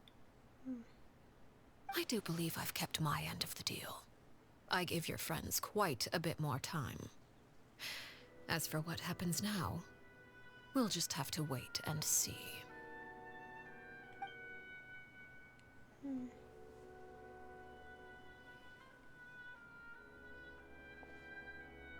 Here they are, Father. You gonna execute him? Seeing something like that would actually be a first for me. Lenny! Clarvy. I'm sorry. I heard about how you helped buy us more time. But I still failed. I couldn't find a way to fulfill her wish. Huh? Are you... Perry? Indeed, it's been a while, Clarvy. Perry! Shh, stay right there. I'm sorry to postpone our reunion, but first, I believe certain scores need settling.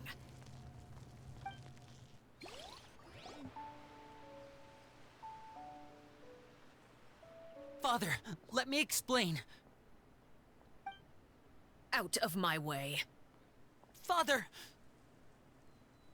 You chose to conceal a threat to the house, and for that, you must be punished. Overall, however, I suppose your wrongdoing is hardly the most egregious of the bunch, so I'll deal with your punishments later. As for right now, the more pressing concerns are the traitors among us. By traitors? Do you mean us? Father, let me explain. We didn't mean to... Fultz, why don't you share what you heard? Yes, Father. Secret Midnight Meeting number 3. Participants, Filial, Nantoy, Sato, Toddy. Nantoy clearly said, if only Father wasn't the one who took us in. Sato added, I'm sick of this life. I just want to live as a normal person. Filial was the worst of them all. She called us crazies and said a bunch of mean things about Father. I did not! You're lying! Fultz is trying to frame us. It's not like I'm the only one who heard those things. After that, you and Toddy and a bunch of other people started talking about Clarvy. You were using all those things Clarvy brought up as an excuse to question Father. We're birds locked in a cage. The only way out is to destroy it. That's what you said, wasn't it? You little... You just want me gone, don't you? What did I ever do to you, huh? And you, Sheplo, have you forgotten who stood by your sickbed, watched over you, and changed your dressings? Come on, let's hear it then. What's your reason for all this?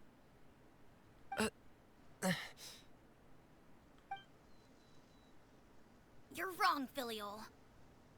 We don't want you to die. You're our family. Liar. You wouldn't be doing this if that were the case. So why? Why have you backed us into a corner? We all live in the House of the Hearth. You know the type of work we do, Filial. A single betrayal can cost dozens of us our lives. It's not like it's never happened before. That kind of thing is hard to forget. That's why the House of the Hearth cannot tolerate any form of betrayal. Ever since we came to Poisson, you've had 7 secret meetings. A lot of the things you talked about really crossed the line. You've been spying on us for half a month? Wait a second.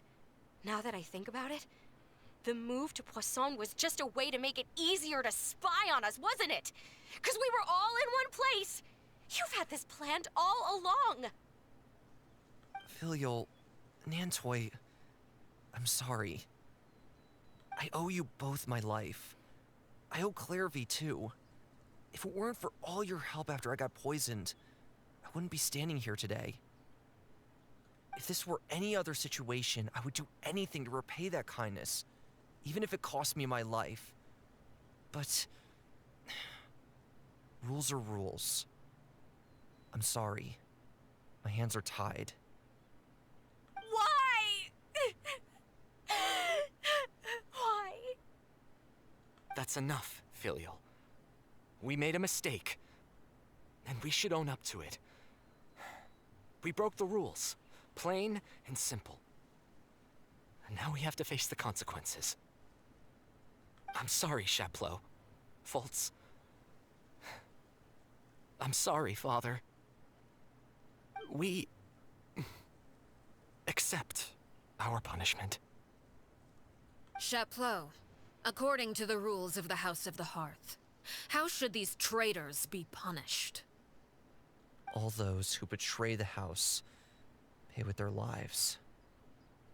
And so it shall be.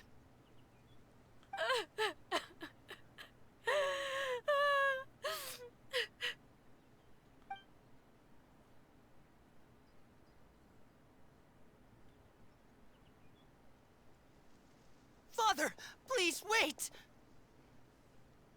Something you want to say, Linny? Please reconsider, Father. What Filial and the others did, does it really count as betrayal? We all come from broken families. From the very first day we joined the House of the Hearth, we wanted nothing more than to make it a real home. But the truth is, none of us know what a real home should look like. I'm not saying I have all the answers. All I know is this. Killing Filial and the others may uphold the rules, but doing so will only bring us further away from being a real family than we've ever been. So please, Father, please reconsider. I agree with Linny. Father, please. Linny, you... I also agree with Linny.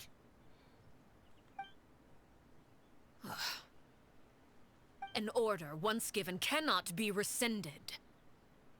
However, given the extent of your determination, I suppose we shall have to go about this a different way. Draw your weapons and face me.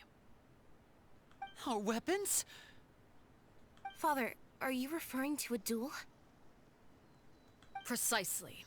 The rules of the house will not be altered. Traitors must be punished. However, resolving disputes with a duel is also one of our rules, one that also applies to me. Demonstrate a sufficient showing of strength, and I shall offer a concession. Wait. Bede. Father in a duel? Impossible. Father is way too strong, even for Linny.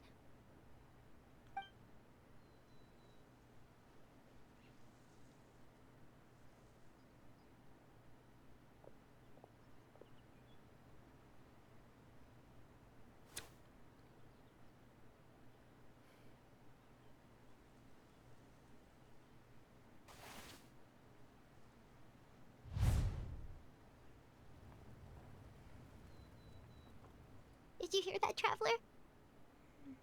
Linny and the others have to duel the knave. What should we do? Can they really win something like that? If they lose, those people from the house are really gonna be executed. Hey, are you listening? Is executing them really what she wants? Don't you want to say a proper goodbye at least? Anger makes you impulsive. Sorrow causes you to waver. back then, she never actually answered my question. But that makes the answer pretty obvious, doesn't it? Oh, looking at that expression on her face, she seems really serious about this. Guess that means there's no chance she's throwing the duel on purpose, huh? There's no way the knave will lose on purpose. Although... When guests are around, families are often on their best behavior. And any disputes are less likely to escalate. When the time comes, make the choice that you deem most appropriate in the situation, and lend your help to the House of the Hearth. What's wrong, Traveler? Hey, where are you going? Traveler? I'd like to see for myself what the force of the Fatui Harbingers can do. You're asking to join the duel against the knave? If that's okay. I'll allow it. We do have a ready-made dueling ring at our disposal, after all. All I would advise is this. Keep a firm grasp on your weapon, and give it your all. Any less, and you may just lose your life.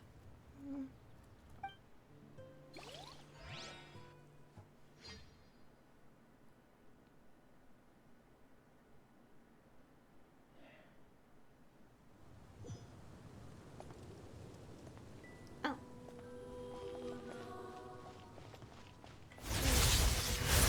Oh god. Think you can bully me? Closer now.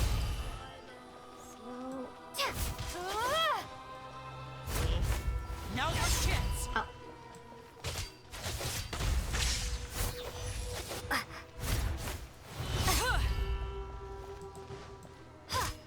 With these rising flames, how amusing. Oh gosh. Wait, what's over Closer there? now. You alright? Oh gosh. No.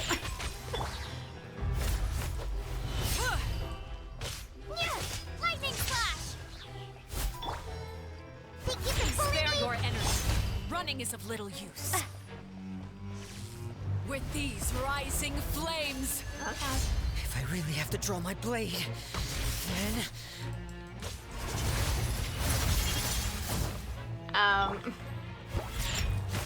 Just kind of, I suppose, playing by ear until we figure out what to do. Take this! And voila! now that's more like it. Closer now. Lightning flash! With these rising flames, No. Over here! Think you can bully me?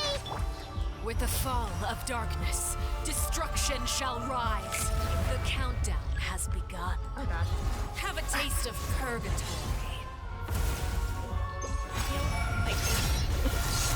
Get in gear! Spare your energy. Running is of little use. Oh gosh. Ha! Oh no. Look at you, Boozle! And voila!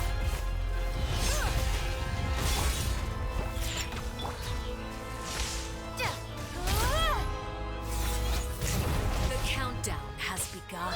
No, not again. Like a fly tangled in a web. Oh gosh. Spare your energy. Hang in there! With these rising flames, Oh god. have a taste of purgatory.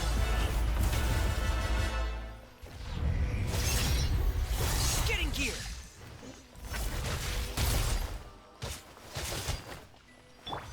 Scratch that!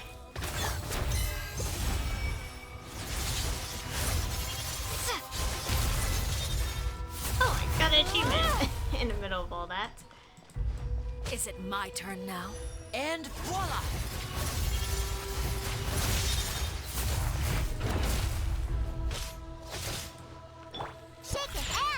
my turn now? Oh god, oh no. Spare your energy. Running is a little.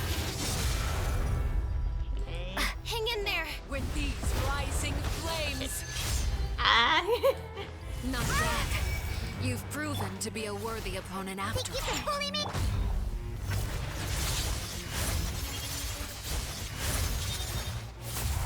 Not bad. You've proven to be a worthy opponent after. I really have to draw my blade. Then...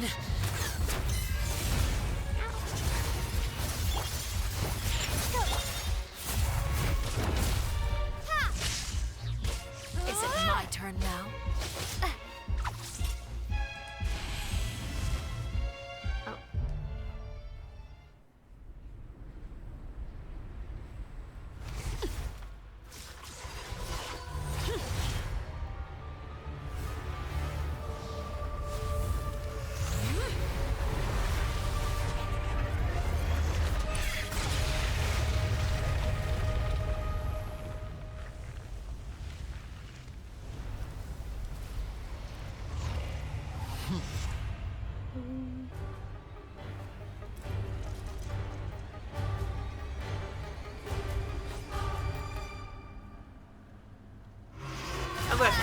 Maybe I wasn't meant for this world.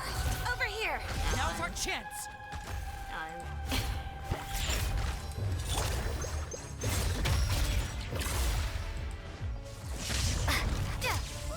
Oh, there's quite a bit of damage now. Watch out for Father's movements. Look out! Hit him on the life. Diana special! Your punishment made manifest. Oh no! Shake it and stir! Now's our chance. Over here!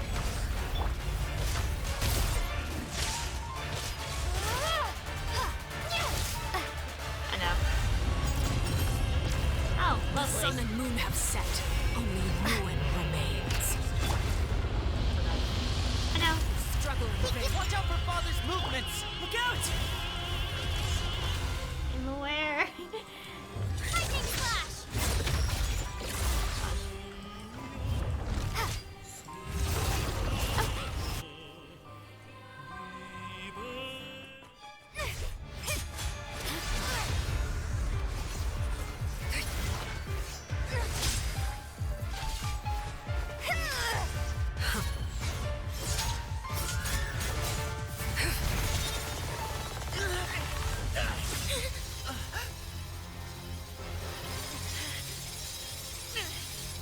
You should know better than to crowd in one place.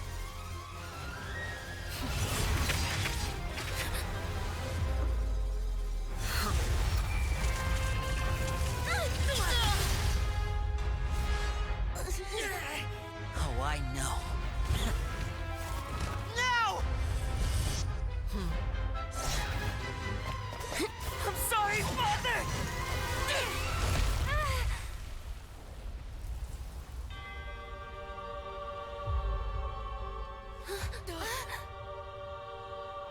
Sorry for what? This pitiful excuse for an attack.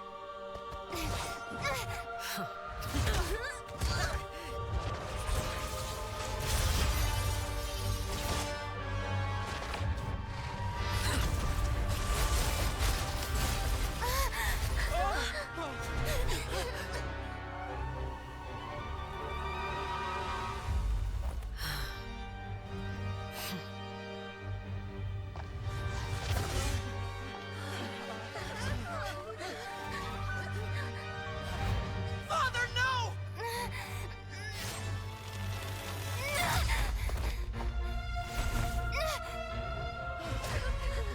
Made it out, did you? You're stronger than I expected.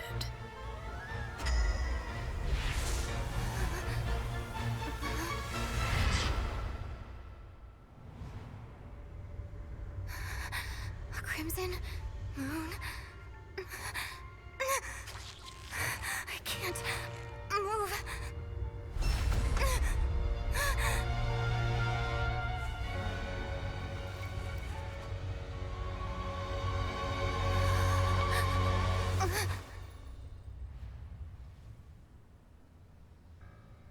Still, not strong enough to beat me.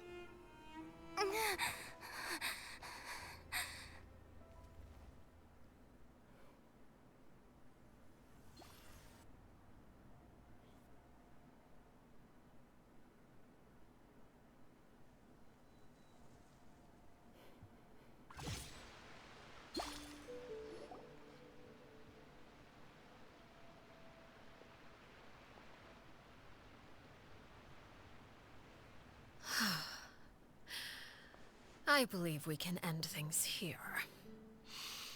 It's not often that we get to enjoy the company of guests, after all. We wouldn't want things to get too out of hand.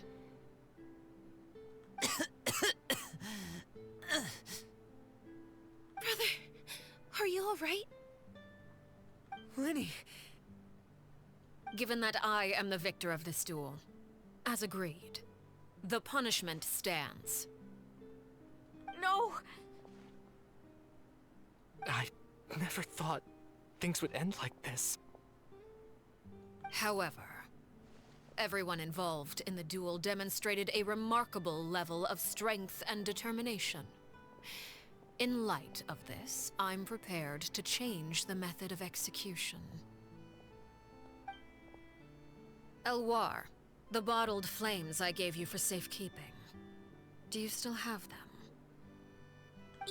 Yes? I wasn't sure what they were for, but I've kept them super safe. I didn't lose a single one. Wonderful. Then, in just a moment, I'll have you administer them. Bottled flames? Indeed. They're the product of a secret experiment. Under certain special circumstances, flames can be extracted from my person and preserved. Once ingested, searing pain will spread across every inch of your body. No harm will come to you physically, but your memories will be burned away. If you can withstand the pain, when you awake, you'll have forgotten everything you know about the House of the Hearth, and will be expelled from the organization. In other words, administering this concoction will kill the version of you that grew up in the house, and give you a new identity. So that means the young man that I thought looked familiar, the one selling newspapers outside the Palais Mermonia, he must have been the same Herrera we saw on the list of executions. He wasn't killed at all. Memory is a mysterious thing indeed. Losing a portion of your memories will alter your sense of self. No. If my understanding of the knave is right, she really thinks of that as killing him. The Herrera that lived in the House of the Hearth is dead. The one that remains is simply a normal person living out his life with his beloved. Even so, it's much better than actually ending their lives. So, you're just letting us go, Father? You misunderstand. Memories are extremely important. Once consumed by flame, the version of you standing before me will die, and our secrets will die with you. So no, I don't intend to just let you go, because the person who survives will be nothing but a stranger. Even so, I won't have to live in fear anymore. I'm sorry, Father. I'm sorry I let you down. But I really... Don't cry, Filial. You haven't left the house yet, so there are still rules to be followed, yes? Remember what I taught you. Anger makes you impulsive, sorrow causes you to waver. Don't let yourself be controlled by your emotions. Of course. I'll remember. Dry your tears, and go pursue the life you really want. Yes, Father. Chaplot, Foltz, Elwar. Take them back to Poisson. And bring Linny and the others as well. I prepared 3 extra vials of bottled flames. As for whether to take them, the choice is yours. Goodbye, children. The next time we meet, I will no longer be your father. Thank you for all you've done for the house. I hope you have bright futures ahead of you.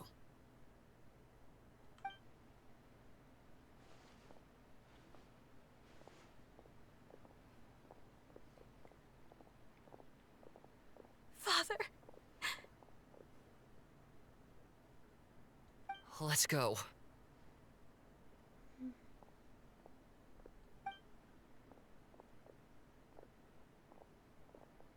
Here, grab my arm, Lemmy. I'll help you walk back. Thank you.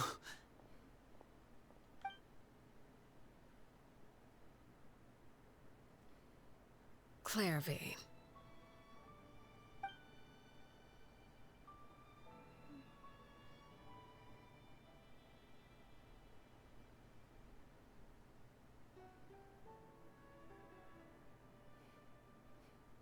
Can we talk now?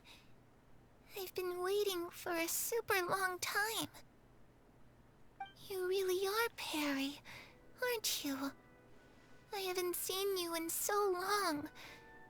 How come you're all grown up?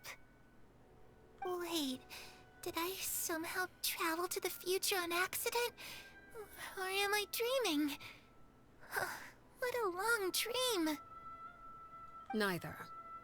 You died, Clairvy. That's what happened. You could have at least sugarcoated it a little. Look, she's done speechless. If this really is Clairvy's younger self, then I would say she's probably had enough lies. Oh. Okay then. Huh? That's it? You accepted it just like that? Yep. If that's what Perry says happened, then I believe her. Perry wouldn't lie to me. Plus, I don't really need to know why I'm like this. I'm more curious about what happens in the future.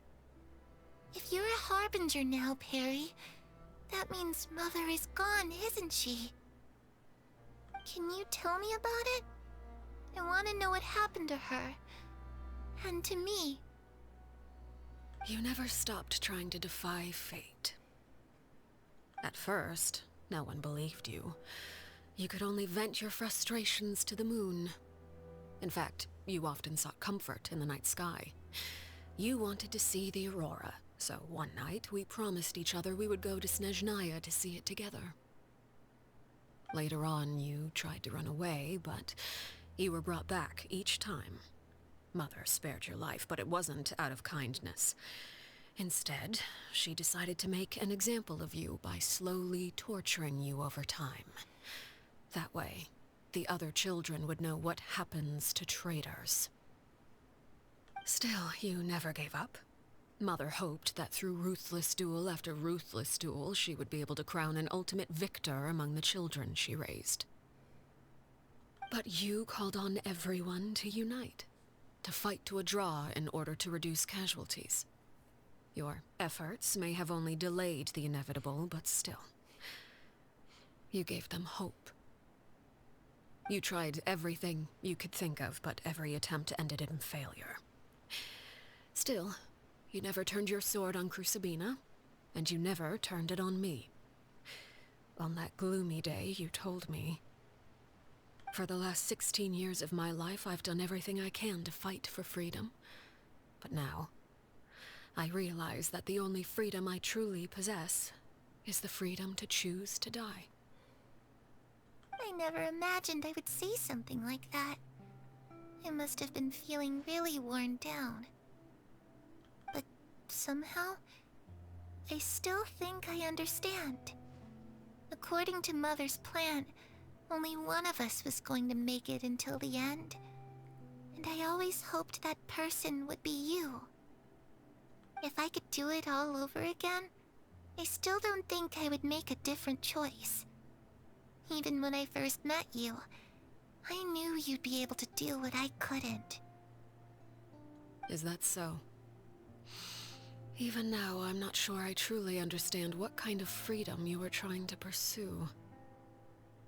But as the head of the House of the Hearth, and as the children's father, I've tried to give them the most basic of freedoms. The freedom to choose their own fate. It's something I discussed with the Eudex of Fontaine. The children who want to leave the house will have their memories wiped clean of all secrets pertaining to the organization. In return, they will be allowed to live a normal life in Fontaine without being prosecuted for their past. Of course, I won't simply hand freedom to them on a silver platter. They have to fight for it and prove themselves worthy of it. Only freedom that is earned has true value. That's more than enough. That's exactly the kind of life I was fighting for. You know, Perry, I think you're a pretty amazing king, and a really great father, too. I'm really happy that you're the one who took over the house. I guess I do have one regret, though. I still haven't seen the outside world. Well, it just so happens that our dear guests over here have been to many nations and traveled to countless places. Perhaps they would be willing to tell you what the outside world is like.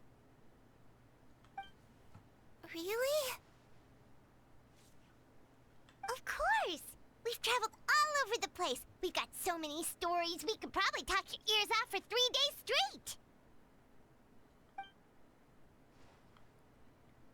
Oh, wow.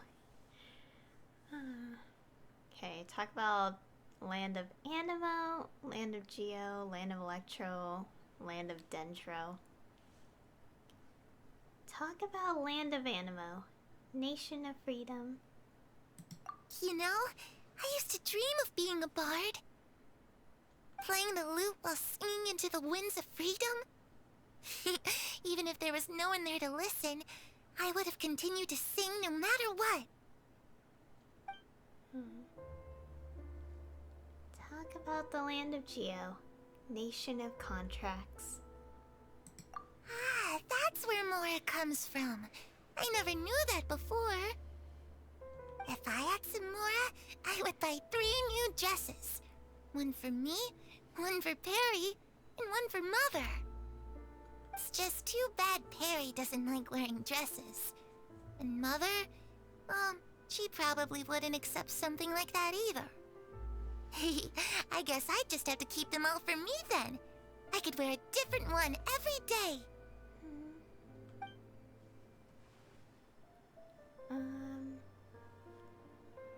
Talk about the Land of Electro, Nation of Eternity. Those yokai you mentioned, what do they look like? I once saw a drawing of this one guy with horns on his head and a super scary face. Are there any yokai like that? Oh, sounds like you're talking about an Oni. Yep, we've met one, and let Paimon tell you, they're not nearly as scary as they look. Talk about the Land of Dendro, Nation of Wisdom. I was always too afraid to skip Mother's fighting lessons. But at the academia, I bet you could do all sorts of secret things in class. Things that have nothing to do with studying. I'm just kidding. Being able to study whatever you want without having to fear for your life actually sounds pretty great.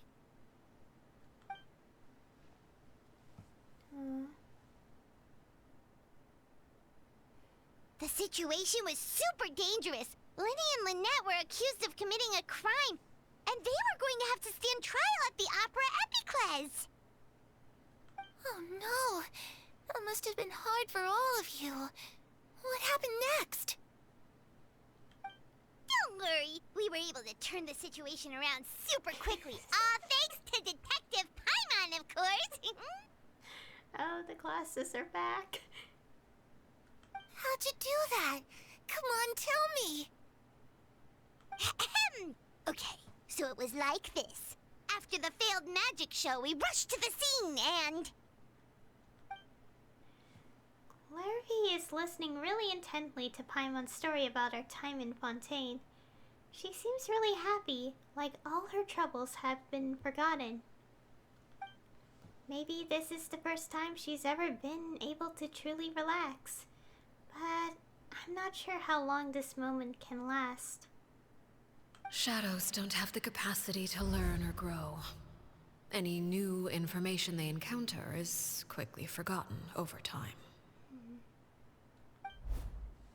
As time passes, she'll probably forget everything we've told her and go back to being that scared little girl who could only hide in the shadows. I was so busy thinking, I almost didn't notice. The sun has risen.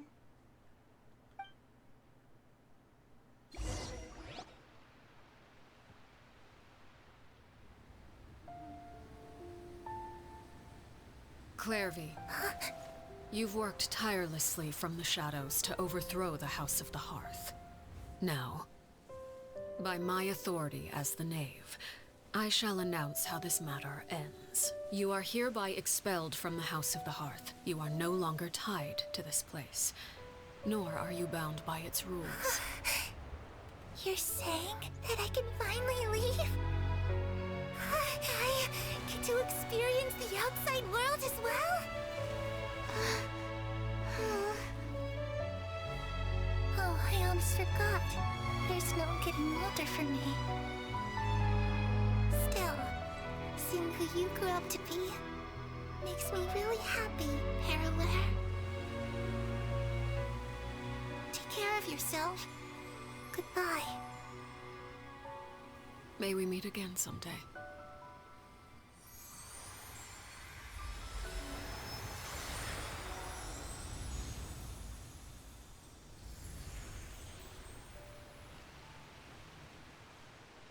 Clairvy. She left so soon. Paimon didn't even get to finish her story. I also have certain sentiments left unsaid. I wanted to tell her that the aurora I saw in Snezhnaya was just as beautiful as the ones in the pictures. But a shadow's memories reset at dawn. Had we delayed any longer, we wouldn't have had the time to say goodbye. Whatever regrets may linger, let them be lost to the coming of a new day. Father? It's Linny! Hey, Linny!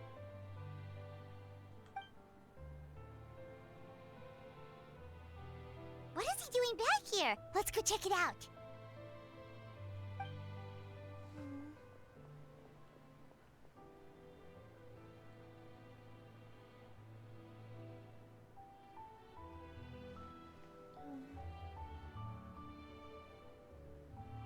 Father, the bottled flames have been administered.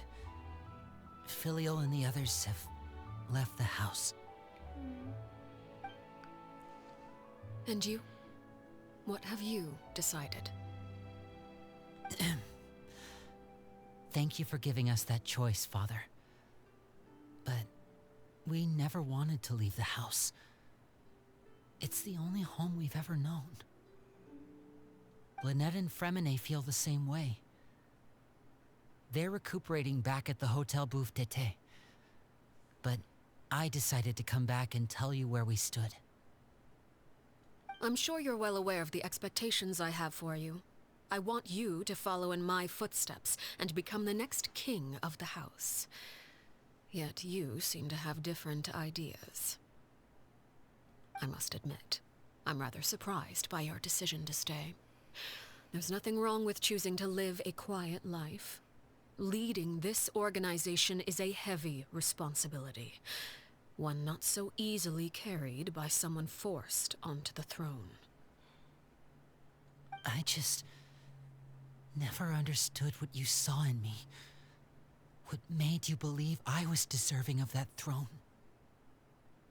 You're brave, talented, and, most importantly, you cherish your family. You would do anything to protect them. even if it costs you your life.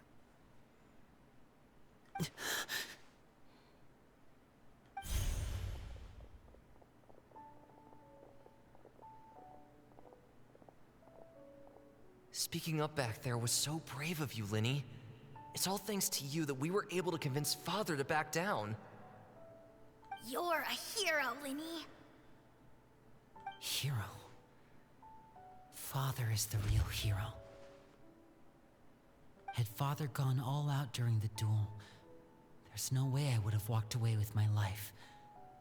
She must have had it all planned from the beginning, from the very moment she suggested a duel. I'm not deserving of that title. I'm not strong enough or smart enough. You're wrong. In my opinion, all you need to be deserving of the throne is conviction and the necessary strength to act on it. We may have different ideas of what it means to be a family, but you can hardly be said to lack conviction. What you truly lack is strength. For someone of your talent, though, that's something that will come with time. Even without that strength, you still chose to face me in a duel, even though the odds were stacked against you. That capacity to honor your convictions is what I truly see in you. Father. No one knows what the future holds, what tragedy or triumph may be in store. Being at the head of this organization requires the strength of will to face whatever comes. Caution will only hold you back. If reaching a certain standard were required to go after what you want, I would never have succeeded in killing my predecessor. Back then, there was still a considerable gap between our abilities. Strength may decide the ultimate victor, but those who let a lack of strength dictate their decisions or undermine their convictions will never be worthy of the throne. I understand, Father. Thank you. Children must grow up to surpass their parents. Only then can a family continue to flourish. The road ahead is not an easy one, so I'll ask you one last time. Are you certain you want to stay? You've done so much for me, Father, and that kindness must be repaid. Plus, with Project Stuja at hand, there are many dangers ahead, and I, for one, don't intend to back down. Protecting my family at all costs. That's my conviction. Then you're welcome to stay. As for Project Stuja, you need not be too concerned. If those cowardly businessmen and heartless dignitaries try to take us down, I'm prepared to teach them a lesson. Having members who longed for the light was our organization's last weakness. With those members no longer among our ranks, the House of the Hearth is like a spider hiding in the shadows. We need only wait for our prey to come to us. At present, our imperative is to use their plan to our advantage. In doing so, a crimson moon shall rise amid the frigid blizzards of winter. No demonstration of loyalty shall go unrewarded, and no sacrifice shall be in vain. As for the two of you, whether we meet again as friend or foe, I'll remember the camaraderie we shared in this moment. No matter how arduous the journey ahead, I hope we both reach our desired destination.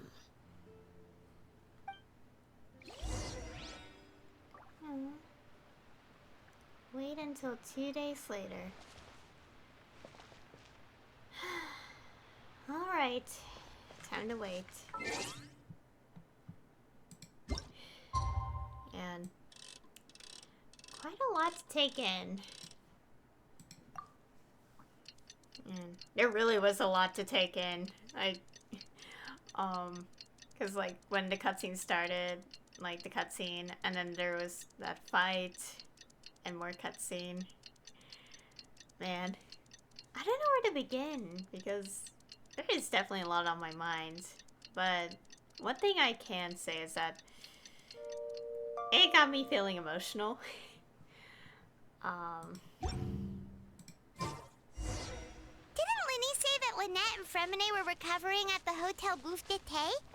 Oh, Paimon wonders how they're doing. Maybe we should go check on them. Yeah, let's go check on them.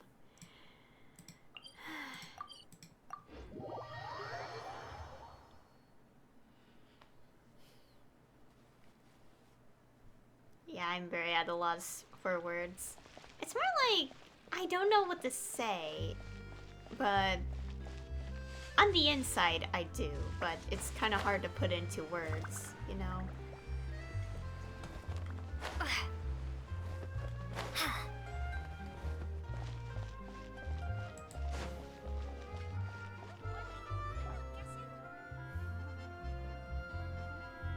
Lynette? Fremine? How are you feeling? Much better. Whew, what a relief. What about you? Are you feeling alright? There's no need to worry. I'm right as rain. I knew you'd come out unscathed. Us, on the other hand, well, we've been bedridden for 2 days. I couldn't even turn over. Oh gosh. Oh, and I wanted to ask, is Clairvy gone? Linny and the other members have left Poisson and returned to the House of the Hearth. According to him, there haven't been any more sightings of a spirit roaming the house. We bid her farewell under a blanket of sunlight. Her wish has been fulfilled. I see. I'm glad. Father came to check up on us 2 days ago and told us about what happened with Crusabina and Clairvy. Actually, I've met Crusabina before. Wait, what? You've met the former knave? Crusabina died a year after Clairvy. It was during the year between their deaths that I joined the House of the Hearth. Crusabina had an extremely cruel and radical way of doing things. While she was alive, the atmosphere in the house was suffocating. When I joined, though, the experiment she valued so much had already come to an end, and all the people involved, dead and injured alike, were gone. Crusabina never talked about the past with us newcomers. A couple of months after I joined, Father killed Crusabina and burned all her files. With that, the names of all the people subjected to her experiments, Clairvy included, were lost to the flames, along with the painful memories they represented. Father took in Lenny and me a couple months after that, but she never mentioned anything about Crusabina or Clairvy. It really seems like something she was planning to keep to herself. The last time you talked to her, did she mention why she kept it a secret for so long? She said she didn't want us to be affected by the darkness of the past. She was worried we'd develop a false sense of gratitude towards her if we knew about it. The foundation of a family should be free of any corrupting influence. Whatever happened in the past, it has nothing to do with who we are now. And that's what Father told us in the end. But I still thanked her for everything. It was only after hearing about what Crusabina did that I finally realized how insignificant our lives could have been. The members of the house meant nothing to her. To say that she valued them in any way, even just as a tool, would probably be giving her too much credit. If Father hadn't taken over the House of the Hearth, I probably would have already... Don't think about that. She saved you in the end. Father rarely brings up the fact that she saved us. She doesn't believe that being indebted to her should be what ties us together. But even if we didn't owe her anything, we would still choose to stay.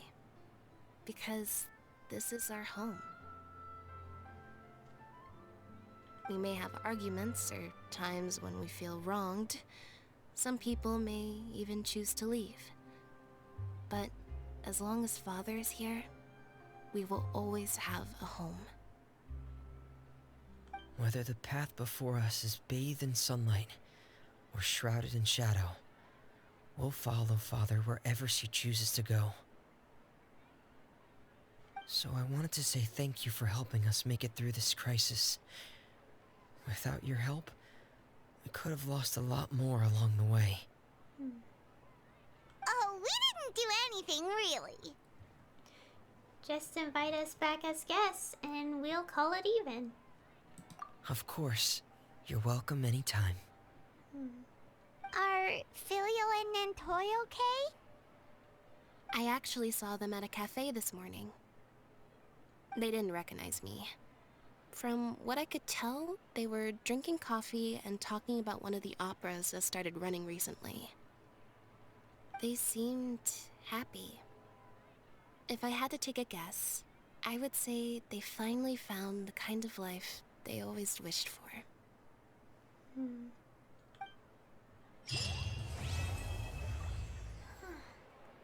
that's the end of Arlecchino's quest. So we get a furnishing out of this. Wall hearth, the firewood that banishes the dark. A stately fireplace, most elegant and gorgeous, similar to the one used in the House of the Hearth. It is said that some ancient legends hold a hearth to be the symbol of home, not only providing protection for children at night, but also providing a path to a new life. Though, even if the fire has gone out, the children have now grown strong enough to protect themselves. Aww. Oh, wow. That was quite the story quest. And also, I do like how that bit at the end, Fremine, like, talked about, knowing the former knave. Because I did read his, character stories, and all that. Yeah. Anyways, overall, that was a pretty good story quest. It definitely got me feeling emotional, and at a loss for words. I feel like when there's this, like, heaviness, I guess you could say, it's just hard for me to describe my reaction, because, like, yeah, it's just difficult to, yeah. Oh yeah, I have a world quest there. But yeah, like, a really good story quest. We learned quite a lot about Arlecchino, and,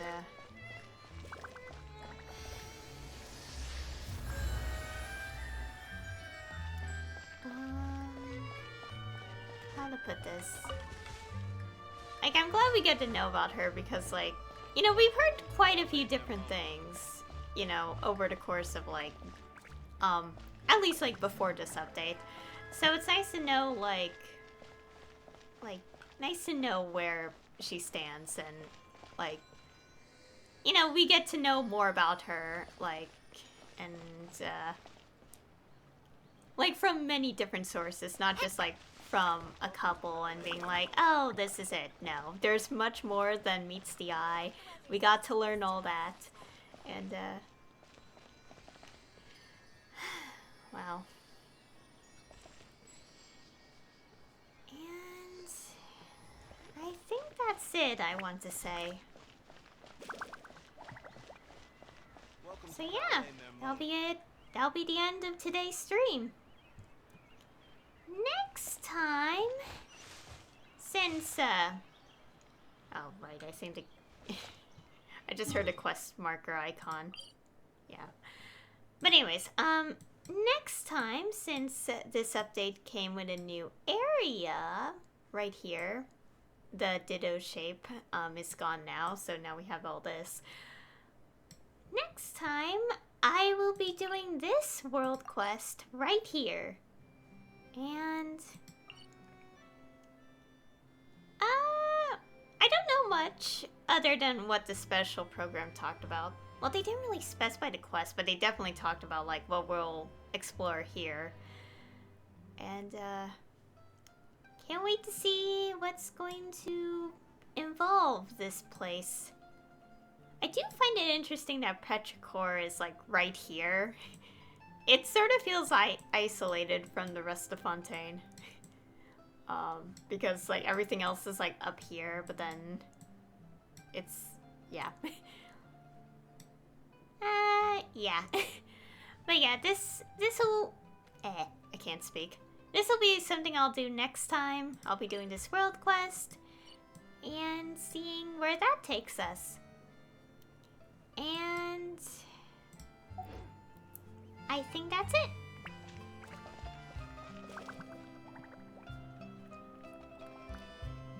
So anyway, thank you all for watching.